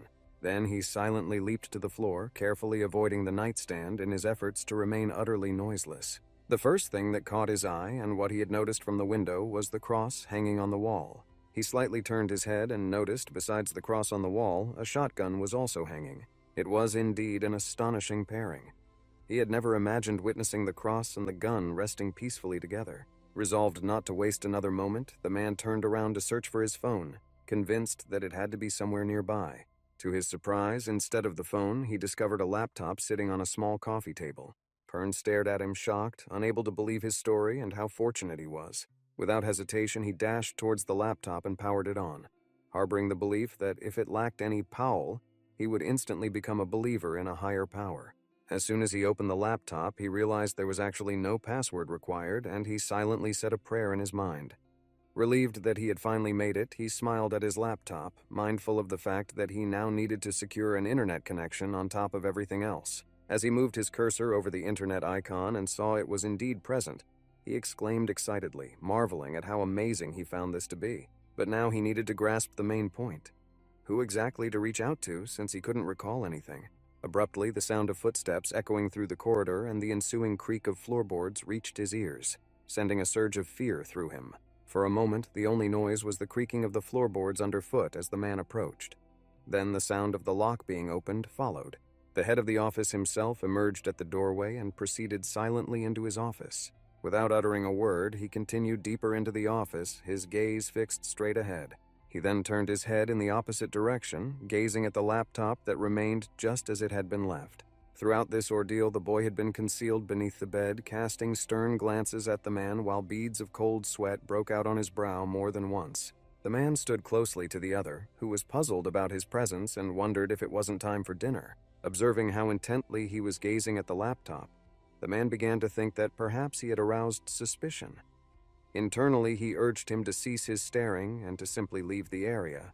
As though responding to his presence, the man turned around, only to find him appearing increasingly aggressive, repeating his demand to leave with a harsher tone. Suddenly, the man flashed an erratic smile and mused loudly to the void of the room, questioning if the window was ajar. The man's gaze abruptly shifted forward, where he was met with the sight of a window wide open despite his certainty that he had securely closed it earlier. Almost instantly, his expression softened into a subtle smile as though he had just come to a realization. The person in hiding, however, did not catch sight of that smile. As the man drew nearer to the window, his smile subtly broadened, inquiring whether the window was ajar. The man hiding under the bed looked ahead fearfully, trying not to make any kind of sudden noise or anything similar. With a tempting glance, he eyed the feet of the man who passed by the window. He was overwhelmed with fear that he might be found out, losing his chance to discover anything. For a period, the man approached the window and quietly stood there, gazing out in hopes of spotting something unusual.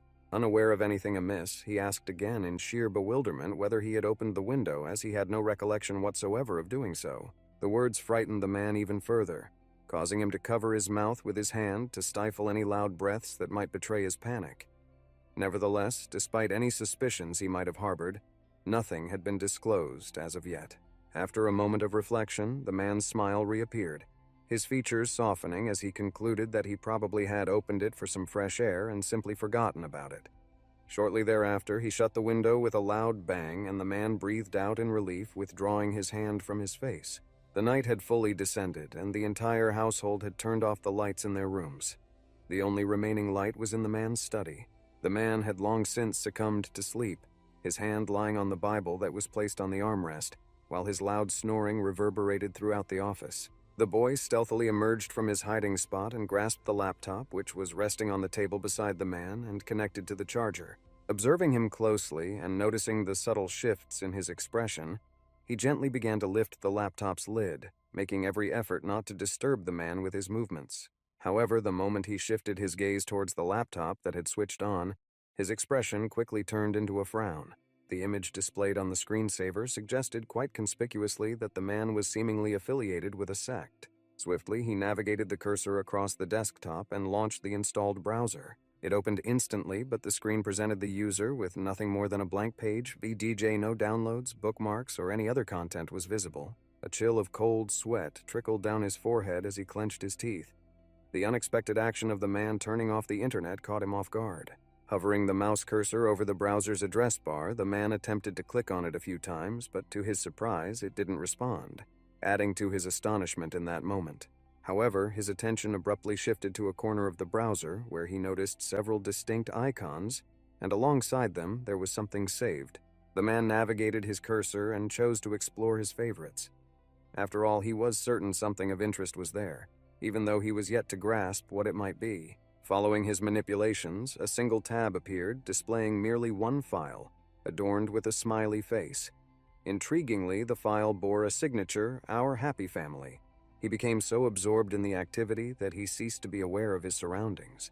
His curiosity was now piqued by the contents and nature of the file. Abruptly, the man ceased his snoring and his breathing lightened as though he were gradually awakening. Hearing it emit a sound of some sort, the man quickly slammed the laptop shut, not concerned about the noise level due to his fear. Without seeming to notice anything, the man nevertheless opened his eyes wide and stretched, emitting a prolonged sound as he extended his back and arms. He then rose from his resting place, carefully leaving the Bible on the arm of the chair where he had been reclining. Then he began, among other activities, massaging his own shoulders. Meanwhile, the man concealed behind the chair silently prayed, hoping he had gone unnoticed. Craning his neck with one hand, the man spoke into the emptiness, remarking that time was truly speeding by. Unfastening the belt from his trousers and holding it with both hands, the man said with a smile that this Romy was merely a minor nuisance, and he intended to teach her a lesson she would remember. The boy sat, teeth clenched, casting a fearful glance across the chair at the belt. The man, twisting it, took hold with one hand this time.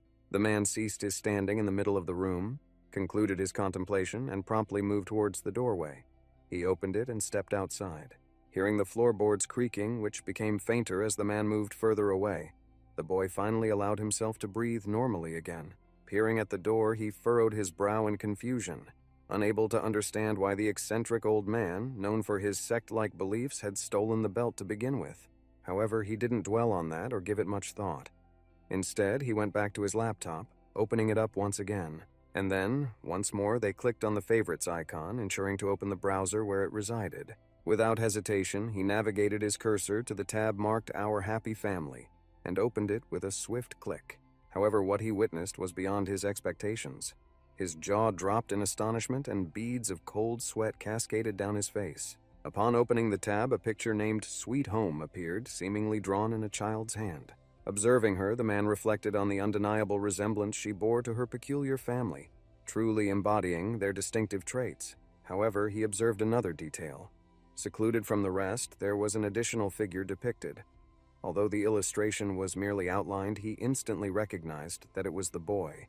The boy studied the picture repeatedly, each time discovering details that had previously escaped his notice. All of this made the man ponder further why the child's face was depicted so ambiguously in the sketch. He also wondered what the child was doing in such illustrations. After a moment of reflection, he concluded that it appeared they simply disliked the child, Suddenly, as he hovered the cursor over the painted face, the guy noticed something and declared, "It seems like this child is referencing something."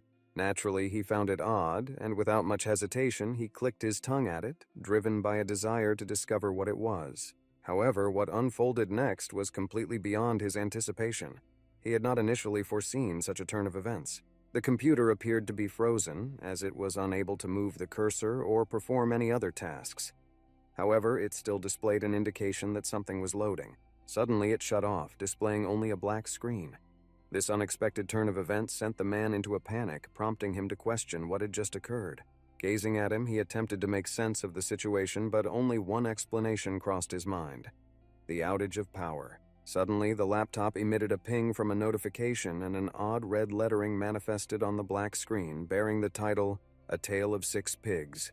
The text suggests that the first pig possesses remarkable intelligence and has the uncanny ability to defeat anyone using just a single finger.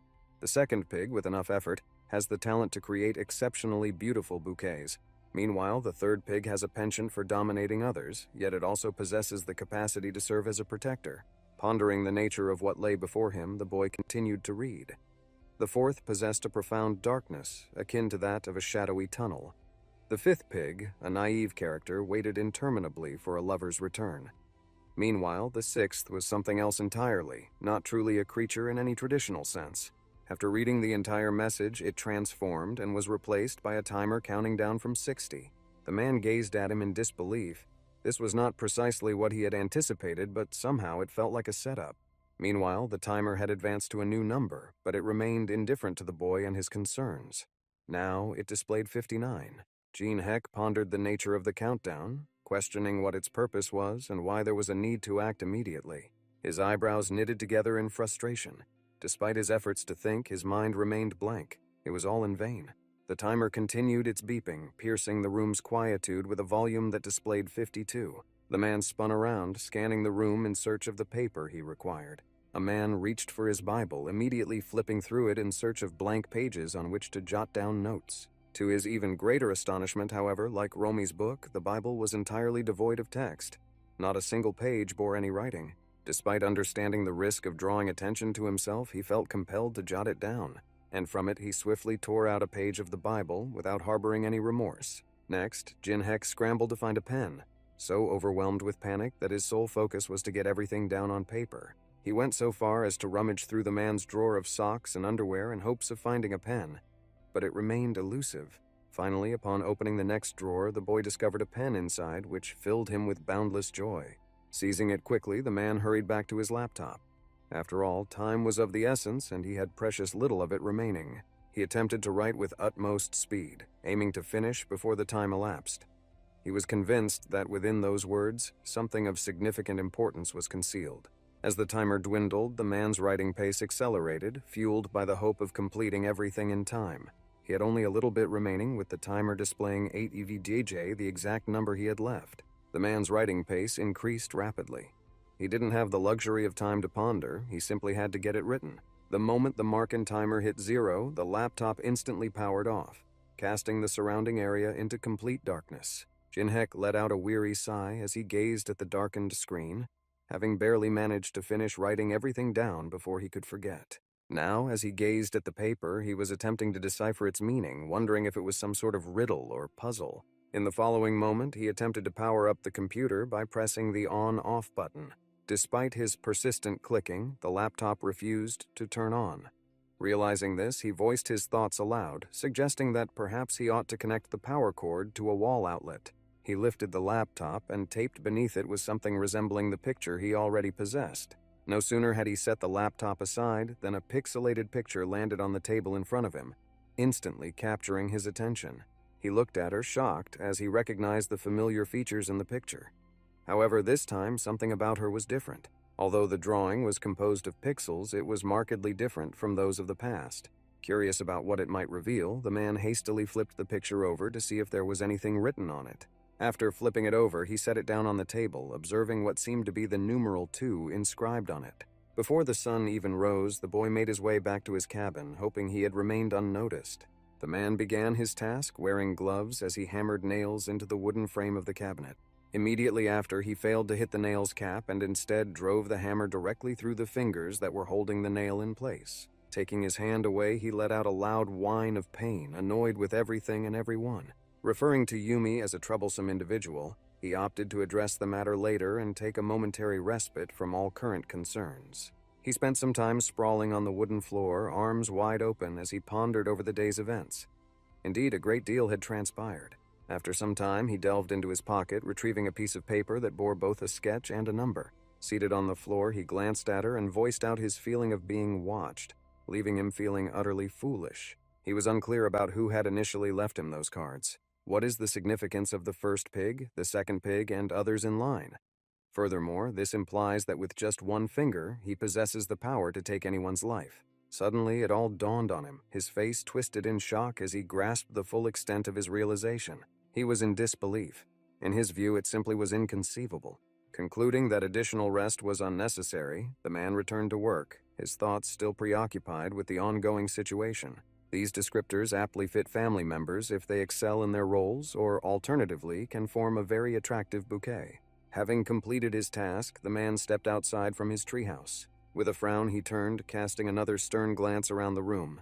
And then, maintaining his displeasure, he exited, forcefully slamming the door behind him. As he descended the stairs, he contemplated his newfound understanding of the resources and opportunities available to him. The tale's meaning was as unmistakable as the bright sun on a sultry hot day. The clever pig, capable of killing a man merely with his fingers, is also the same individual who serves as both a pastor and the head of the household. This pig is profound, akin to a shadowy tunnel that eludes complete conventional examination, a pipe brimming with darkness entirely void of anything else. He made his way down the stairs and walked toward the swing that was hanging beside his cabin. Observing her, he contemplated the paradox of love, how it could oppress yet also serve as a protective shield. Surprisingly, the solution to the riddle, much to his astonishment, turned out to be an iron chain. As he neared the swing, he was instantly taken aback to discover something protruding from one of its links, resembling a piece of paper. Without any hesitation, he immediately went over and extracted the piece of paper from there, despite the risk of it potentially being a trap.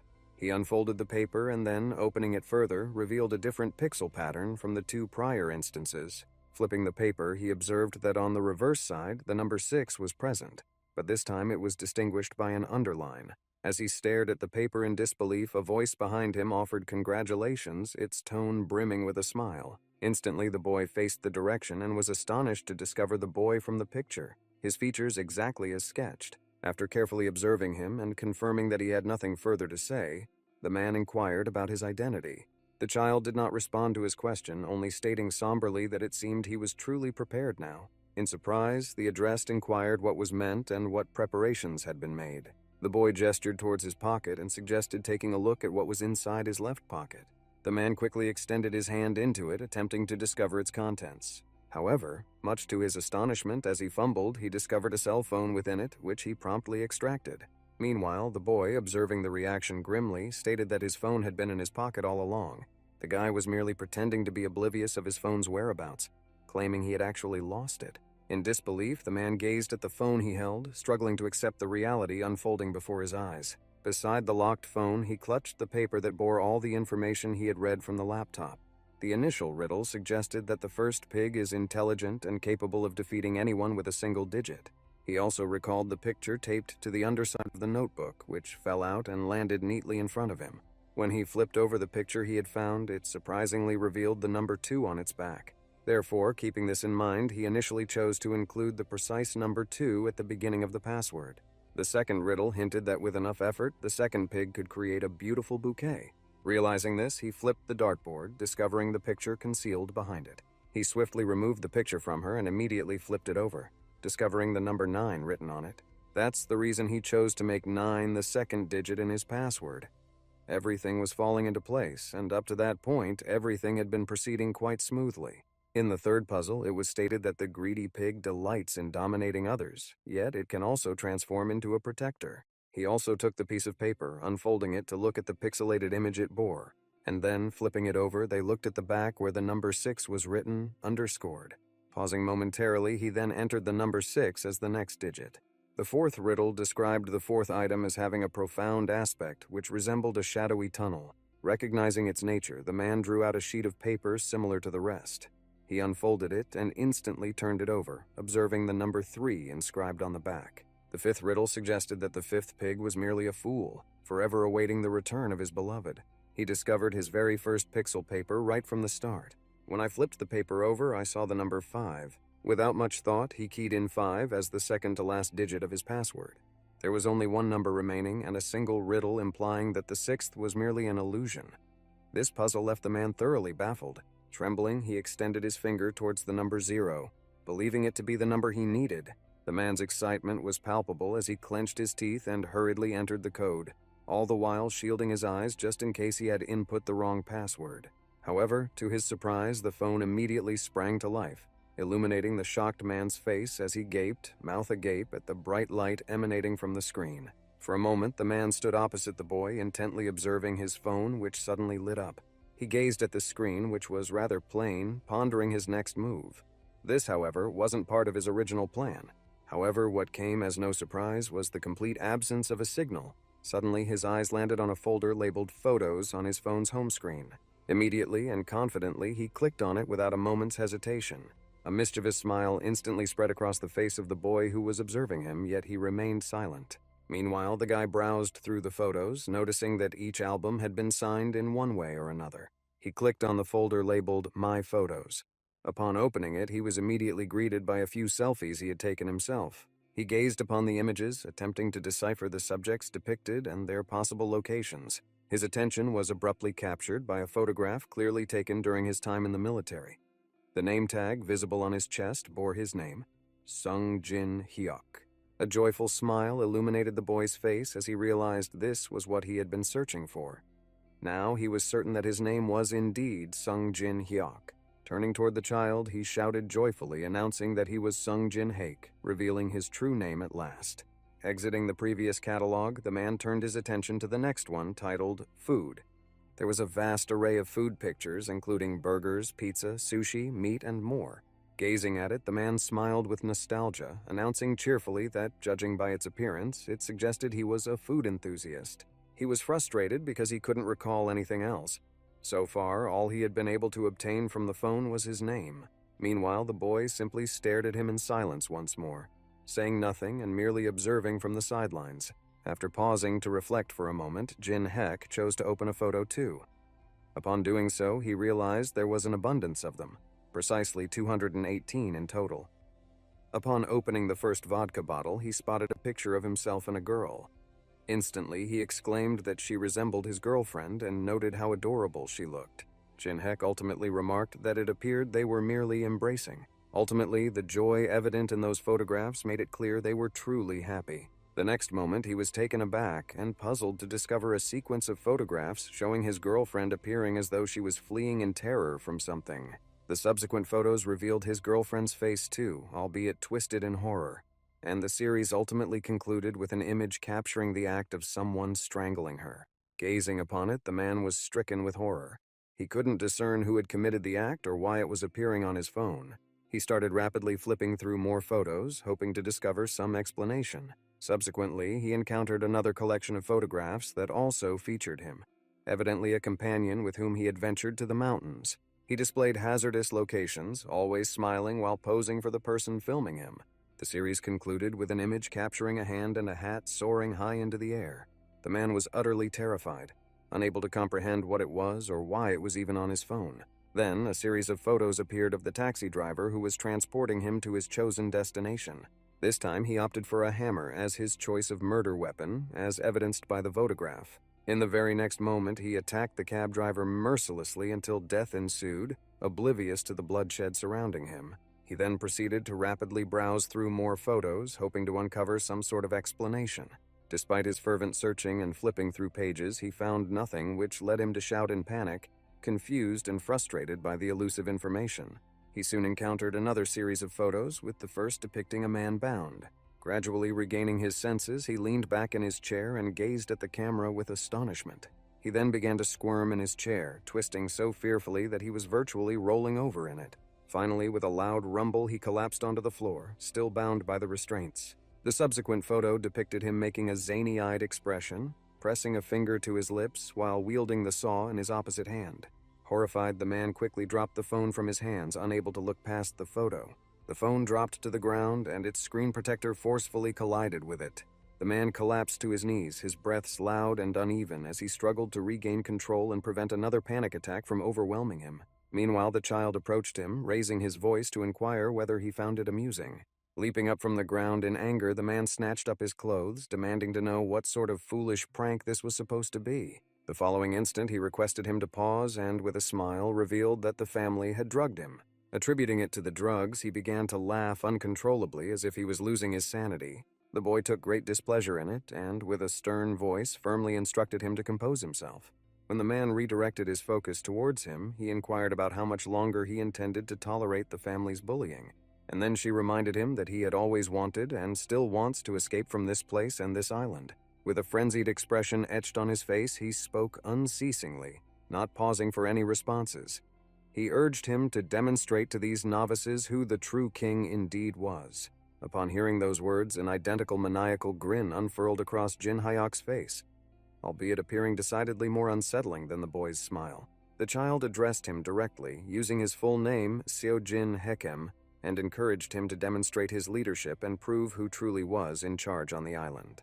Immediately, Jin Hek seized him by the nape of his neck, clearly irritated by the mocking expression on his face. However, in the next instant, a wild smile spread across his face, indicating his agreement. Interpreting that as consent, the boy disappeared as if into thin air, urging his companion to simply hold tight to the kuak without letting go. Now the man began to recall the incident when, back at the restaurant, another individual had summoned him. Jin Hek was on the verge of departing, having left a substantial amount of money on the table. However, before he could leave, he was called back and requested to make change. The man chose not to glance back and simply responded, advising him to keep it. The man walked up to the boy, placed his hands across his chest, scrutinized him, and remarked that he seemed both familiar and suspicious. Upon closer inspection, he moved even nearer, flashing a grin at the man, then declared with a booming voice that he was indeed correct. The boy glanced at the notice on the wall, which displayed his photo and unique characteristics. However, to his astonishment, the man revealed that he was the second son of Captain Han from the Seabreeze. Upon being questioned if he was correct, he was reminded of how the individual had left school and traveled overseas for his studies. In response, the person succinctly answered that he was not. In response, the man awkwardly scratched his head and inquired if it was truly not him. The individual replied that he had never even visited this city before. Hearing the man say that he reminded him of someone and expressing absolute certainty about it, the boy slipped his hand into his pocket. The man had ceased speaking and was now gazing into the other's face, attempting to discern who he resembled. Without giving it a thorough visual examination, but rather sensing him scrutinize and assess the object, the man withdrew a clerical knife from his pocket. The man appeared unaware of the boy's state, persisting in his silent gaze that left the boy feeling uneasy. The next instant, he smiled and corrected himself, acknowledging that while he had believed himself to be correct, he was actually mistaken.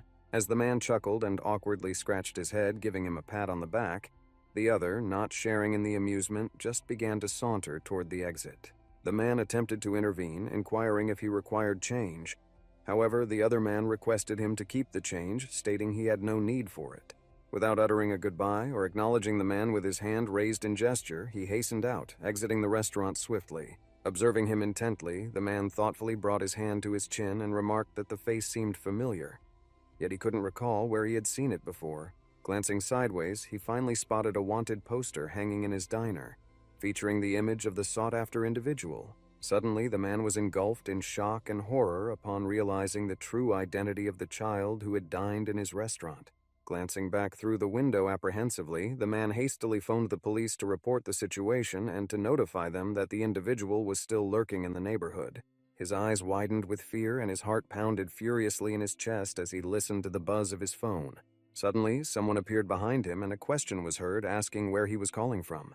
The man turned towards him and mentioned that he had recently chosen to have a conversation with someone he knew. Hence, he had made the call. Jin Hek gazed out, attempting to discern whether someone was present. All the while, his entire body trembled. In the next moment, he forcefully slammed the door shut, ensuring that no one was nearby. He approached the man from the opposite side, now standing at full height and directly gazing into his frightened eyes. Opting to feign ignorance, the man looked at the individual and asked in a quivering voice whether he had decided to return for the rent. He remained silent but activated the speakerphone feature, through which came a voice identifying itself as the police and inquiring how they could assist him. Jinhek answered the phone, a mischievous smile playing on his lips, and assured in an unsettling tone that all was well and nothing was amiss. After some time, he eventually stepped out of the restaurant, staggering slightly as he went. Then he began walking towards the trash can, but paused to examine his hands and clothes, which were entirely smeared with blood. Without much thought, he swiftly removed his soiled clothes, briskly rubbed his hands together, and then tossed them into the trash can without any remorse. After completing all these tasks, the boy headed to the seashore, where he awaited the arrival of his ship, expected at night. Therefore, opting not to remain standing, the man chose to sit. He admired the breathtaking sunset and the birds, fully immersed in his thoughts. Removing his cap, he offered a weary smile and let out a sigh, sharing that he had just managed to complete everything in time for the boat's arrival, despite the difficulty. Long after the sunset, deep into the night, the boat finally arrived, making its way to the shore to pick up the man waiting there. Having completed their preparations, the crew reversed their direction and navigated along the prescribed inland route. He discovered that he was seated in a cabin, surrounded by individuals similar to himself. Although he was not fond of the situation, he recognized that there were no alternative options available, compelling him to endure the presence of the others. Besides the odd individuals around him, he also detected a horrendous smell, so intense that breathing felt nearly impossible. Suddenly, a series of strange noises emerged from above, indistinguishable yet too loud to ignore. The man glanced upward, his brow furrowing in astonishment, curious about the nature of the disturbance and the reason behind its loudness. High above, the ship steered directly towards a massive column of water, and amid the clamor of the crew, they stood no chance against such a formidable force. Jin Hyuk walked across the land towards the sea, recalling a conversation with a man who had mentioned the numerous uninhabited islands in Korea. Standing by the sea, he stretched his arms wide, contemplating the reality that these islands remained unknown to all. Only the peculiar family that operates the quaint inn is aware of them, and it's fortunate given that the individual who has come into their lives is a serial killer. Facing the serene sea and extending his arms, the man contemplated and expressed how no one would ever realize that he was precisely there. His shoulders trembled as a sudden bout of hysterical laughter engulfed him, washing over him like a wave. Clasping both hands over his mouth, the man attempted to suppress the uncontrollable laughter erupting from him, accompanied by tears. Halting his attack abruptly, the man withdrew his hand from his face, revealing a wild smile, uttering words that only they understood, indicating his presence was known only to them. Suddenly, a man quietly approached from behind, shotgun in hand, noting that he appeared to be in a good mood. Without recognizing the individual or knowing how he should react, the man maintained a wide smile as he gazed out at the sea. However, as soon as he recognized the voice, the man instantly wiped the expression off his face and turned his back. The first detail he noticed was the firearm in the man's grip, with his finger already positioned on the trigger. Observing the situation, the man inferred the purpose of the visit and inquired if the intent was to hunt saikas at such an early hour. The man lifted his rifle higher, affirming with a yes, and then, gazing into the sky, declared they would soon arrive. In response to what was said, the man decided to inject some humor. With a smile, he jokingly asked, as the saying goes, "Who gets up early just to receive a bullet in the forehead?" The individual addressed simply gave him a stern look, remaining silent and fixing him with an intense, expressionless stare. Scratching his head awkwardly, the guy realized he had misspoken. He then asked if it wasn't funny, considering he found it amusing himself. Eventually, the man fired at a group of birds, swiftly striking one that lacked the speed and agility to escape. Under the observant eyes of the boy and the man, the bird's body plummeted from the sky like a stone, diving into the sea. It hit the water, creating a small splash. He stared at the man, expressing his belief that the sounds of gunfire reaching the mainland were improbable. Otherwise, the police would have already arrived. He also believes that this island must be quite distant from the shore. After hearing him speak, the man lifted his rifle once more, yet he paid no mind to the words spoken and remained silent, persistently aiming at the birds. Quickly, a mischievous smile spread across the boy's face. Glancing down at his feet, he declared that he actually enjoyed it. The man gazed at him, taken aback, puzzled as to why he'd made such an unexpected statement. Following a moment of surprise, he inquired whether he truly held such fondness for it. The man quickly returned a light smile and responded by asking, "Didn't you mention that there were many uninhabited islands in Korea?" He also mentioned that they are almost always deserted, with hardly anyone paying any attention to them. This is precisely why he is so fond of it. He believed that an island like that couldn't possibly exist, yet there it stands.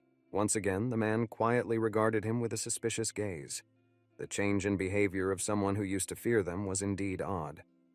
However, dismissing all distractions, the man once again took aim at the birds. Meanwhile, the boy shielded his eyes from the sunlight with his hands, intently observing him. This time, he struck one of the birds again, causing it to begin tumbling beak first into the sea. As the man reloaded his gun, he mentioned understanding everything. Curiously, the boy inquired about what exactly he had come to understand. Without turning to face him, the other replied effortlessly, expressing that sometimes they all yearned to escape somewhere. After loading the ammunition into the shotgun, he proceeded to explain how sometimes they act on impulse, doing so without any forewarning. He faced the boy and extended a loaded gun his way, startling him significantly. Noticing the man seemed both irritated and taken aback, he asked in a grim tone if he was interested in shooting. After all, it would provide a distraction. For a moment, they remained standing face to face, and the boy sensed that the man saw right through him. It was this very reason he believed the man was trying to trap him by handing over the gun so readily. After some consideration, the man decided to take the gun from the other's grasp, and it was relinquished without any resistance or intent to cause harm. After waiting for some time, he chose to delay further and started examining the shotgun he had received for the purpose of shooting at the seagulls. He remained perplexed about the unfolding events, uncertain of the reason behind the significant shift. As if suddenly recollecting the events of last time, the man hastily inspected the muzzle for ammunition.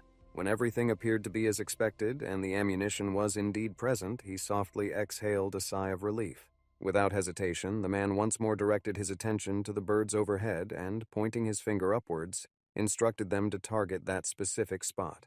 He pointed out one of the birds, suggesting it as the ideal target to aim for, stating that it was the perfect choice for our shooting practice.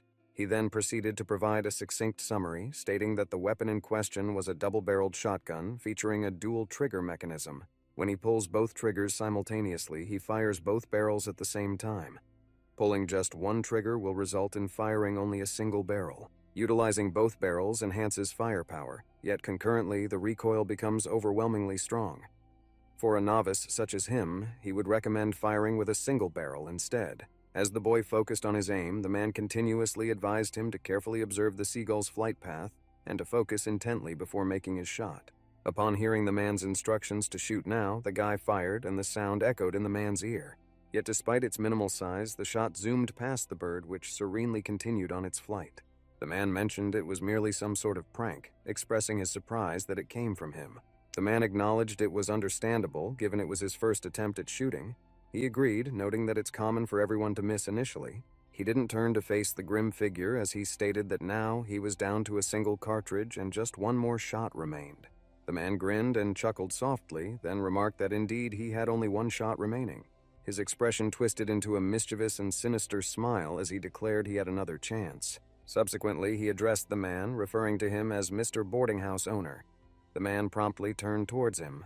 With a somber expression, the man gripped his weapon, lowering his gaze as he inquired whether prayers were still being offered for his well-being. The man lifted his hand and responded that he certainly had prayed.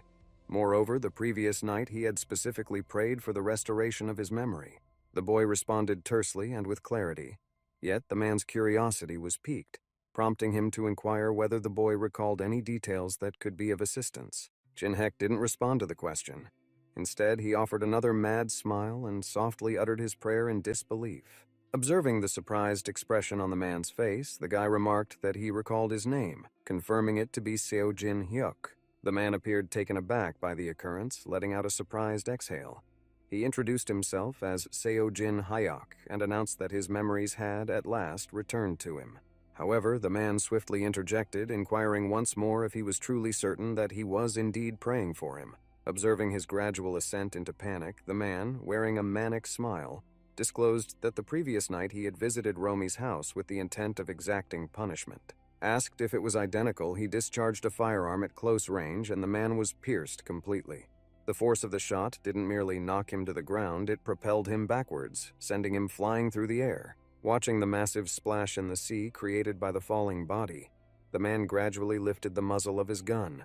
He then approached the cliff and peered down to observe the situation below and to verify if the man had indeed succumbed to his fate. Letting out a sharp curse, he bitterly remarked, "This is exactly what happens when you foolishly arm your enemy." Gazing at the lifeless body of a man with glazed eyes sunk in the water, he remarked that the sight, paired with the man's foolishness, had somehow rendered him somewhat bored. After the gunshot echoed, the man reloaded the firearm. He expended 2 bullets on the victim, a wasteful act, but it ensured the victim's demise. Empty shell casings dropped to the ground as the man gazed into the gun's muzzle with a frown. The gun was entirely out of ammunition, rendering it completely unusable. It had now become useless. Peering down, the man contemplated that perhaps it would have been wiser to remove the ammunition first before taking his life. However, what was done, and at this point it held no significance. Without hesitation, the young man examined the weapon once more. Then, without any regret, he threw it into the sea. A mischievous grin spread across his face, and he declared in a somber tone that there was no enjoyment to be found in killing with firearms. After some time, he arrived at the seashore and sketched the faces of every member of this peculiar family onto the parchment. The man's face, save for the ears which closely resembled his own, was instantly crossed with the notion shared by their pastor, that he had already ascended to heaven. Therefore, he needed to decide on his next target from among the remaining family members present. In the following moment, he gestured towards the portrait of a woman with his stick, suggesting that she might be Mrs. Cook. Despite the queasiness he feels under her gaze, he maintains that she won't pose a problem. Next, he jabbed a stick toward the image of Yumi sketched in the sand, beside which were inscribed the words, "And then comes this little brat." Sitting there, he began to recall the creepy girl herself, which actually sent goosebumps down his back. She infuriated him beyond measure, and he yearned to give her a lesson at the earliest opportunity. However, he knew it was wise to postpone such satisfying endeavors for a later time. The boy's expression morphed into an unsettling smile, picturing how the little rascal JTM's face would contort, gradually overtaken by fear. Choosing not to linger on it, the man shifted his focus to a picture that captured Minu's face. He remained silent, reflecting on the past incident when he had almost strangled him single-handedly. After some contemplation, he remarked that this was indeed the man with whom he should exercise utmost caution. Having concluded his reflections on Minu, he spent a few moments seated, gazing intently at the lone picture that lay before him. Gazing at Rami's name etched in the sand, he pondered how she truly was the most troublesome person imaginable. He also recalled how she had disappointed him when he had assisted her in escaping, but rather than returning with help as expected, she had gone shopping and come back empty-handed. He was genuinely irritated by the casual tone of her voice and the way she expressed her gratitude, stating she had experienced a pleasantly light and refreshing ride. At that moment, she provided the man with nothing of use, only supplying him with pesticides, suggesting that he would shortly be employed by them, unbeknownst to him at the time. Describing her as merely trashy, the guy sketched the image before him, continually refining it with overlapping lines. His annoyance with her intensified with every moment. As he looked at her face, he found himself growing increasingly angry, both with her and with himself. The man found himself repeatedly glaring at her in anger, his voice escalating both methodically and intensely, as he kept belittling her by repeatedly calling her trashy. After some time, in a fit of anger, he cast aside the stick he had been using to draw and dropped to his hands and knees. Having completed that task, he allowed himself a moment to pause, his gaze fixed intently on the consequences of his actions, his body quivering with sheer anger. He persisted in breathing heavily for some time, his face flushed with intense anger and rage directed at the girl. Then he placed his hand on his chest, nearly exhaling in peace, and smiled, despite the words that made him seem extremely worried. He remained seated in that spot for a while longer, unnoticed so far, which was fortunate. Meanwhile, the sun continued its gradual descent toward evening. Besides sketching the key family members, he also included the portrait of that celebrity struggling with addiction who had frustrated him greatly. Observing him, he circled around, labeling him merely as a degenerate stoner and a false idol, all of which he found immensely irritating. Yes, and in addition to possessing not just knives, axes, and saws, which he uses in his work for the family, he also owns a hunting rifle. Recalling the moment he spotted the gun in the man's grasp, he concluded that maybe he needed to act first in self-defense. Elated by his decision, the boy leaped to his feet with a joyful smile, excitedly kicking the sand before him. He shouted, affirming that he was indeed happy with his choice. Without glancing at the setting sun, he turned his back on the shore and began to walk away, speaking out loud to himself as he pondered where the junkie might find shelter and sustenance. As soon as the word food left his lips and the thought of it crossed his mind, his stomach rumbled loudly, prompting him to place a hand over it. He paused, pondering his next move. Finding no better course of action, he resolved to walk back to the inn run by the family he intended to kill. As he neared the door, he instantly raised his hand and knocked on it forcefully. Suddenly, a woman opened the door, stepped out to greet him, and remarked, "It seems to be you." The boy, without any hint of confusion, admitted that his request might come across as rather shameless. However, he asked if she could possibly provide him with some food. After pondering for a moment, the woman offered a smile and agreed. Then she welcomed him to come inside and read with her. A smile broke out on the boy's face, as though he hadn't anticipated that everything would proceed so smoothly and she would consent so readily. He trailed behind the woman, ensuring the front door was closed securely as he entered. Without glancing back at the man trailing behind her, the woman expressed regret that he couldn't make it to their gathering the previous night. She then inquired about his well-being, wondering if he was feeling improved. The man smiled, confirming that he really had, and expressed that he was indeed feeling significantly better than the day before. He then inquired if everyone had made it to the dinner the previous night. After a moment of reflection, the woman responded that everyone had arrived, but she admitted to having made an error in the preparation of the fish stew, rendering it less appealing to some. Tom appeared uneasy with the response and thus regarded the woman before him with skepticism. He was fairly certain that at the time of dinner the man had fallen asleep in his office while he was fervently working on his laptop. After pausing for a moment to think, he decided to seek clarification and asked whether her husband had attended the dinner or if, in fact, he had not been there. Upon hearing the answer, he was rooted to the spot while the woman once again responded effortlessly and concisely. Now he was certain she was lying, and this realization angered him. It also meant that he still knew absolutely nothing about this woman. Observing her as she walked into the kitchen, the man found himself contemplating the notion of simply ending her life then and there. Shortly after, the woman faced him and requested his assistance in cooking, followed by an invitation to join her at the table. The man, who was staring at her with unsettling eyes, realized he should relax. After all, in a situation like this, there was no need to rush. After she finished cooking, the guy began to assist by setting the table, carefully placing food and dishes upon it. The woman expressed her gratitude for his assistance, stating that his help had significantly eased the breakfast preparation process. She then informed him that everything was ready and invited him to join her at the table. The man continued to smile and responded, affirming that he indeed would take a seat just as soon as he completed setting everything up. With a sweet smile adorning his face, he was the picture of innocence. Anyone would be convinced of his good intentions. Despite planning to harm the family, he had no intention of letting his disdain show. However, he remained unnerved by the recollection of the first occasion they had cooked together. Her eerie smile etched forever in his memory. As he took his seat at the table, he turned his head towards Romy. She, however, kept her gaze fixed straight ahead, not once turning in his direction. Observing the bruises on her arms and face, he eagerly inquired about what had transpired and what had caused the injuries to her face. Without facing him, the girl responded with confidence and brevity, stating she had merely tumbled down the stairs. Yet, nothing grave had occurred to her. The woman and Minu observed with solemn expressions as the man inquired about what she had said. It was hard to believe that merely falling down the stairs could result in such severe bruises. He reiterated his plea to have a glance, but the girl consistently rebuffed him, emphasizing that she had already assured him everything was in order and there was no issue at hand. Inquiring whether she was certain of her words, the man reportedly brushed against a juice glass positioned near a section of her meal, supposedly by accident. With an ouch, he kept his gaze on the juice as it spread across his plate while Romy, feeling chagrined, exclaimed, "Not again." In the next moment, the man started apologizing to her. Romy responded in a calm manner, saying that it was all right and she understood it wasn't intentional. Nevertheless, this did not satisfy the man who, with exaggerated loudness and earnestness, proclaimed that her breakfast was soaked in juice. Hence, he insisted she should take his portion instead. He slid her plate of food toward himself and said with a smile, "If you take my portion, I'll take yours in return." Romy remained silent, fixing him with a grim look, unable to comprehend his true intentions or desires. The girl handed the guy a plate with a smile, making sure to express her gratitude. In response, Jin Hyuk insisted that her thanks were unnecessary.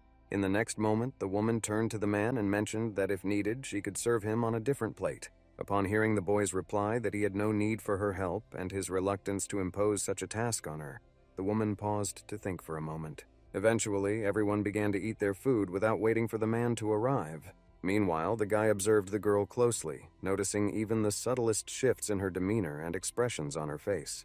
Nonetheless, the girl continued to eat quietly without uttering a word. It appeared as though there was nothing amiss with the food, suggesting he was merely being paranoid. The man was in disbelief as he watched her begin to eat. Perhaps they had simply forgotten to administer his medication today. Abruptly, the girl slammed her fist on the table, raising her voice in frustration as she demanded to know the whereabouts of her father and the reason for his delayed return. The table was engulfed in dead silence following a question that took everyone by surprise, except for the guy who seemed to be the only one who hadn't considered it. The man ate in silence, oblivious to the others around the table and indifferent to the inquiry about the absent man's whereabouts. With her mouth full, Romy turned to Yumi and suggested that maybe he was still firing. Yumi replied that the gunfire had ceased some time ago. This made Romy fall silent, filled with fear as she gazed at the man who was quietly enjoying his meal. The woman remained quiet for a moment before suggesting that he would likely return shortly, encouraging them to continue with their meal. Unhappy about her father's continued absence, the girl in turn didn't listen to her and instead looked towards the boy. He consumed his meal in silence, refraining from physical contact with others and appearing indifferent to the man's fate. Gazing at him intensely, Yumi inquired about the possibility of him already being deceased. The boy's expression shifted in response to what he had heard, yet he continued to fill his mouth and chew the food he was consuming. Romy, pointing her fork at Yumi, asked how she could even say such a thing. Yumi replied, saying she was just joking. With a reluctant tone, her mother declared that it was indeed the least bit humorous, prompting the girl to instantly apologize and cease her laughter. She turned to Min and instructed him to check on his father at the beach to ensure his well-being. Without hesitation, he rose from his seat and gradually walked toward the kitchen door, seeking out his father. However, as he walked past Jin Hyuk, he paused, while Jin Hyuk, in turn, continued to serenely enjoy his meal. Seeing that he wasn't departing, he shifted his gaze towards him and looked at him questioningly, inquiring about his desires. Minu remained silent, merely standing there, casting a shadow over the man like an ominous cloud, all while fixing him with his signature glare. Then, incredulously and distracted from his meal, the boy wondered aloud what was wanted from him. However, Minu remained silent once more, continuing to fixate on the man with his devastating stare. Having had enough, the Minu turned and calmly continued walking towards the kitchen exit. Throughout the encounter, the man observed him with a sullen expression, attempting to understand what exactly was troubling the other individual. He opted to assist the woman with the dishes, and when she inquired about his opinion on it, he expressed his approval by stating he enjoyed it and found it to be very good. Then I inquired whether she had teriyaki sauce today. Given that it wasn't purchased from a store, she must have prepared it herself. Upon hearing her compliment about his excellent taste and knack for sauces, the guy conjured a smile. Before he departed, he mentioned that he also considers himself a food enthusiast. The boy stepped outside and began walking towards his home, deep in thought about the events unfolding around him. He couldn't understand what was wrong with this man or why he harbored such intense dislike towards him, especially since they were strangers to each other. Upon hearing the girl call out, he quickly turned toward her wearing a look of surprise. Then, with a face reflecting boredom, she wearily asked if she could refer to him as Big Brother instead of Uncle. With a tone bordering on mockery, the girl questioned whether he truly lacked any sense of shame. Barely pausing for a response, she proceeded to inquire about the status of her request. The man mentioned he was nearly finished and inquired if she would like to accompany him to the treehouse to observe. The girl quietly averted her gaze, her expression revealing a mix of fear and uncertainty. Then she spun around and proceeded to walk away, mentioning she might return later. Jin Hyeon, unbelieving, inquired if she was heading somewhere.